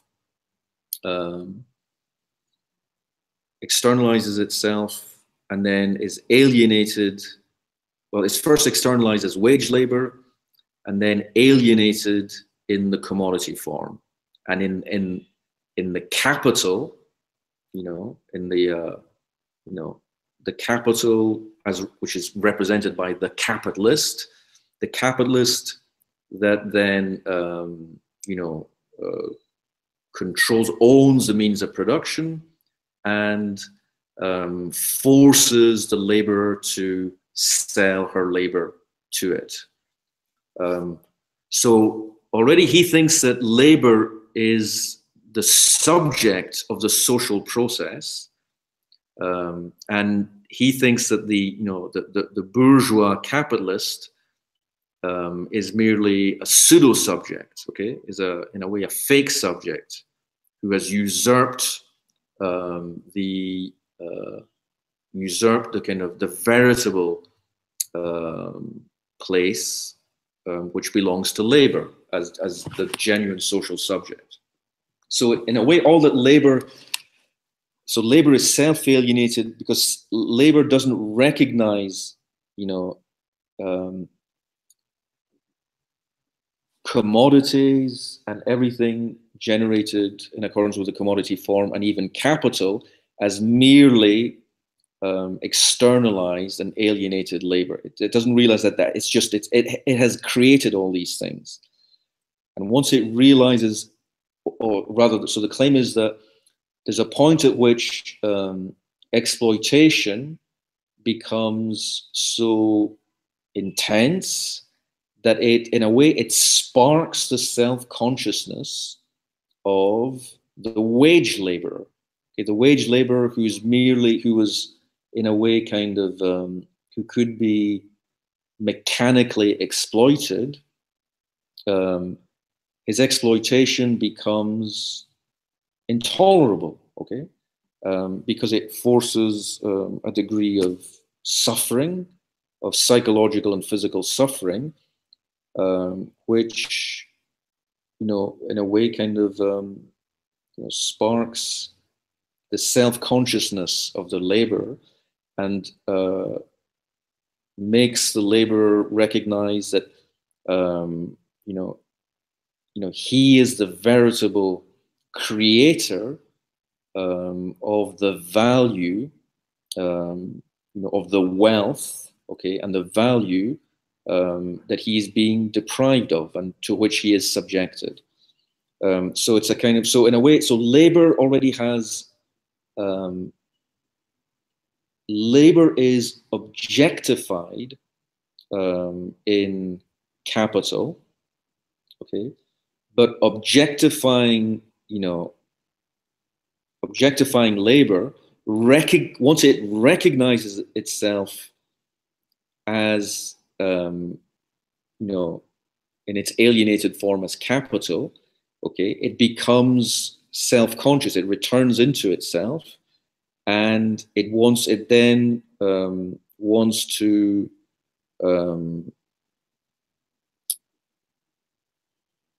in a way take control of the conditions under which it is externalized, okay? If you remember the distinction between externalization and estrangement, okay, so labor is always externalizing. So labor is a creation of use value, okay? But then use value, under capital, use value is subordinated to exchange value. But exchange value is nothing but, in a way, self-alienated labor as creator of use value. So Lukács's argument is that there's both, labor is both subject and object, but doesn't recognize itself as either. So it becomes, once it recognizes itself in its, in the commodities that it has produced and the wealth that it has produced, it recognizes itself, as an object. But then the next stage is to recognize itself as the creator of those commodities and of that wealth, and therefore also as a subject. This isn't strictly teleological, because there is no law, okay, there's no historical law that governs the conversion of quantity into quality. There's no historical law that tells you at what point, what degree of exploitation in a way, guarantees the emergence of proletarian self-consciousness. It's a dialectical law, not a historical law. So in this sense, if there's a teleology, it's not a straightforward, it's not a historical teleology of the kind that Lukács is criticizing in Hegel, but there is a teleology, but it's a dialectical teleology. So then the question is, but that dialectical teleology is the condition for, remember, because history begins with, communism. It's only when the subject-object of history recognizes itself, that it becomes, a self-conscious historical agent. So there is a teleology. It's a dialectical teleology, and it's a dialectical teleology which is the precondition for a historical teleology. Because up until now, in a way, everything that's happened has not been, Lukács is nothing in his account, requires a kind of an appeal to historical necessity. The transition from feudalism to capitalism, he hasn't said whether or not it's, it's necessary. It's still driven by, the subject of the process is still labor, but labor is expropriated, and subordinated to a dominating power, which is that of capital. But capital is just labor in alienate, in estranged form.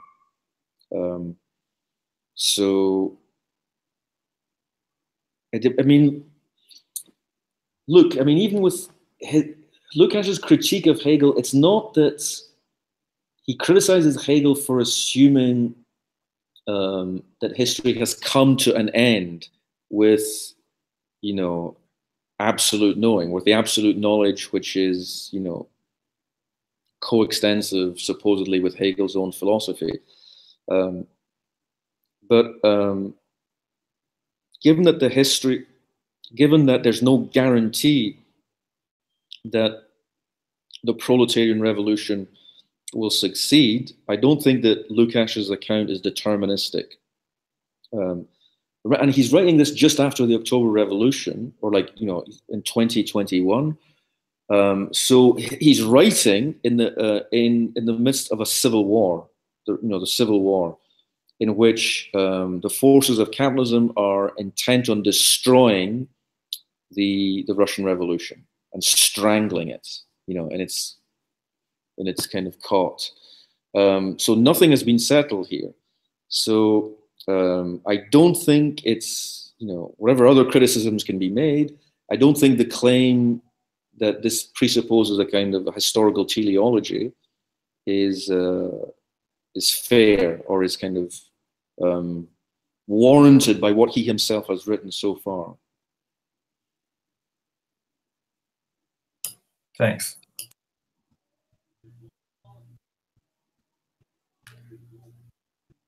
I can also see along these lines how it would be a precursor to, say, Frankfurt School, as you're discussing, like an imminent critique.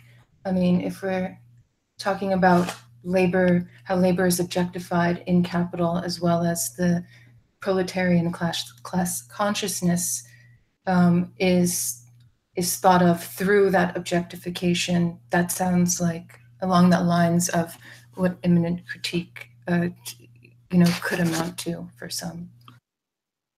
Yes, I think once again, so the claim, an imminent critique means that there's no transcendent vantage point from which to criticize a phenomenon.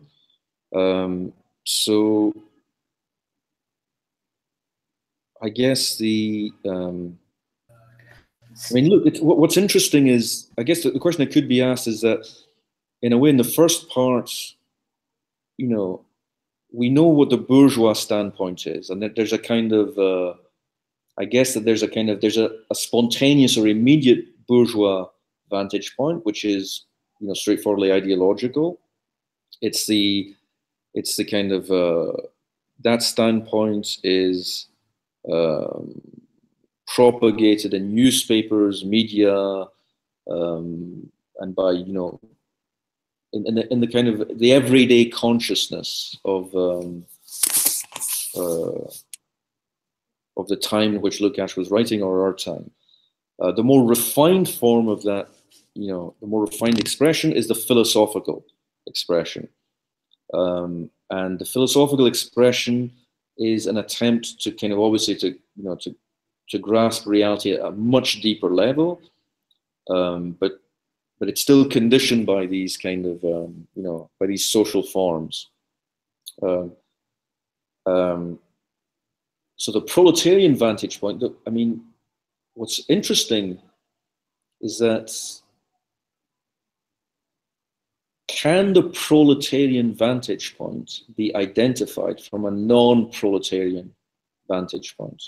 Because Lukács himself is not a proletarian, clearly. He's a philosopher.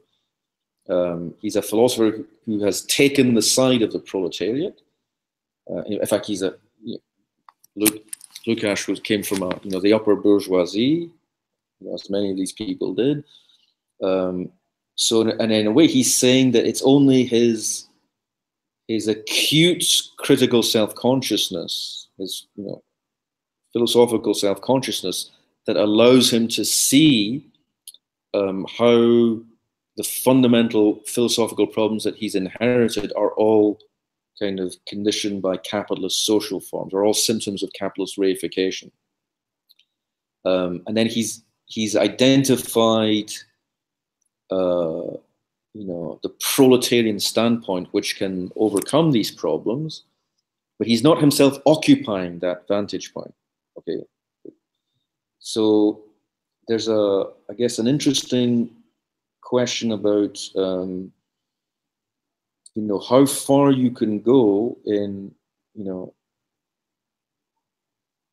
his critique is imminent insofar as it's the auto-critique of a bourgeois philosopher, but it still seems to kind of, the characterization it gives of the standpoint of the proletariat still seems to be, well, one objection would be to say that it's still transcendent, because he's saying, you know, this is, he hasn't said what categories proletarian revolutionary theorizing will generate, but he's identified, he's pointing to the place where this revolutionary consciousness will emerge, from a social position which is external to it. So I think that complicates the picture. I mean, there's a bourgeois standpoint. You know, there's the immediate bourgeois standpoint. There's the mediated philosophical bourgeois standpoint. There is the immediate proletarian standpoint, and then there's the mediate proletarian standpoint, which Lukács is pointing to from outside. But it's not clear what Lukács' own standpoint is. If you're going to kind of enumerate standpoints, it seems that there's one too many here, which is that of Lukács himself. That's interesting. But would he say that it's the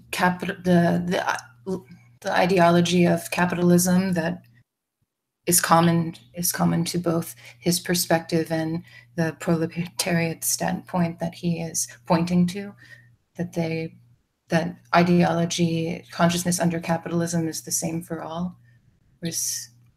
Well, remember, he thinks that consciousness is reified, so he thinks that bourgeois consciousness is reified, and the symptoms of this reification extend even to philosophical consciousness. Now, he thinks that proletarian consciousness isn't fully reified. He thinks that proletarian physical existence is reified, but not its consciousness. So no, I don't think. And you see, he himself is, reified consciousness is ideological consciousness, but there are degrees of reification. And he clearly is seeing through, he's exposing reification. And so then the question is, what is it that allows him to kind of, well, I think it's only because he's been trained as a bourgeois philosopher, who has read Marx, that he's able to kind of, diagnose these symptoms of reification and identify the underlying causes in, in capitalist reality. But so far, he has nothing in common with the proletarian. Or rather, I mean, there's no idea. Ideology can't be the common thread. Okay, ideology can't be the common thread because Lukács claims, is denouncing it and exposing it, and insofar as proletarian, consciousness is, impregnated with ideology, then it continues to. I mean, the worker who is subject to ideology is the worker who unthinkingly kind of spouts capitalist ideology. The worker who reads the newspapers that just spout capitalist ideology. Then the workers who reject that ideology and who are trying to kind of, understand, who are trying to forge new ways of understanding, capitalist reality, have a perspective that's different from Lukács's. Okay, it's non-ideological, but it's not non-ideological in a way which is different from Lukács's perspective. So this is why it's kind of this is tricky. Okay, this is tricky. Of course, I mean, look, in one sense, you can say that if capitalism is a class relation, it's simply, at the simplest, most elementary level, you either own the means of production or you don't. And if you don't, you just own wage labor. I mean, it's obviously, it's never quite so simple in empirical reality, but for Marx's structural analysis, what he means, the basic antagonism is between those who own the means of production and those who don't. Those who, who have to kind of, to sell their labor to be able to buy what they need to exist. So in that sense, anyone, even someone like Lukács can claim to be kind of siding with the proletariat insofar as he's not, he's not a capitalist in that he doesn't own, means of productions, although, he came from a family which probably did, or could have. So I think that the complicated question here is the difference between Marx's purely, the purely abstract structural determinations of class difference and class vantage points and their concrete empirical characterization. Because, obviously someone like Lukács came from, the minor nobility in Hungary. So he was very, he was a product of a very kind of privilege and elevated stratum of society. And yet he chooses to side with those who want to, abolish, the privileges of his class. And I think what, as is often the case here, there's a moral factor that for anyone who's not a proletarian, the motivation for siding with proletarians is going to be moral, not practical. And then the danger then is that you reintroduce the is-ought distinction, okay? With diremption of fact and norm, okay? Because you say exploitation and inequality exist, but they shouldn't. The proletarian who is the victim of this exploitation and inequality, in a way, they're engaged in a practical struggle. Okay, so the way in which they think about what needs to be done in order to change things doesn't involve this diremption of is and ought. But it does for anyone who isn't a proletarian, if you see what I mean. Yes, that makes sense. And then the danger is that, this is why I think it's not accidental that Marxist intellectuals, and this is a syndrome in the Frankfurt School, it often, the critique of capitalism devolves into a moral critique. It's a striking, and if in the history of the Frankfurt School, it's striking how they end up in a position which is that capitalism is but ought not to be. But that is not Marx's critique of capitalism, and it's not Lukács's critique of capitalism. Okay? If your critique of capitalism is that capitalism is a very bad thing and it should not, that's a bourgeois critique of capitalism. Okay, and it's not, it's which in a way precludes the possibility of revolutionary transformation.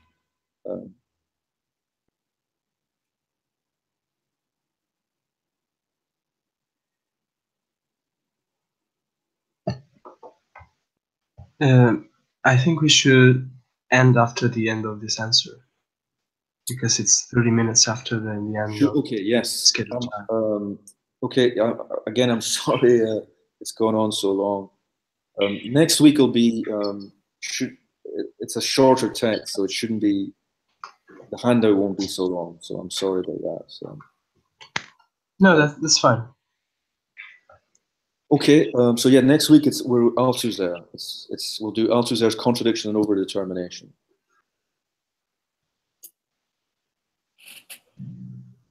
Great, thanks. Okay, great, thanks. Thank you. See you next week.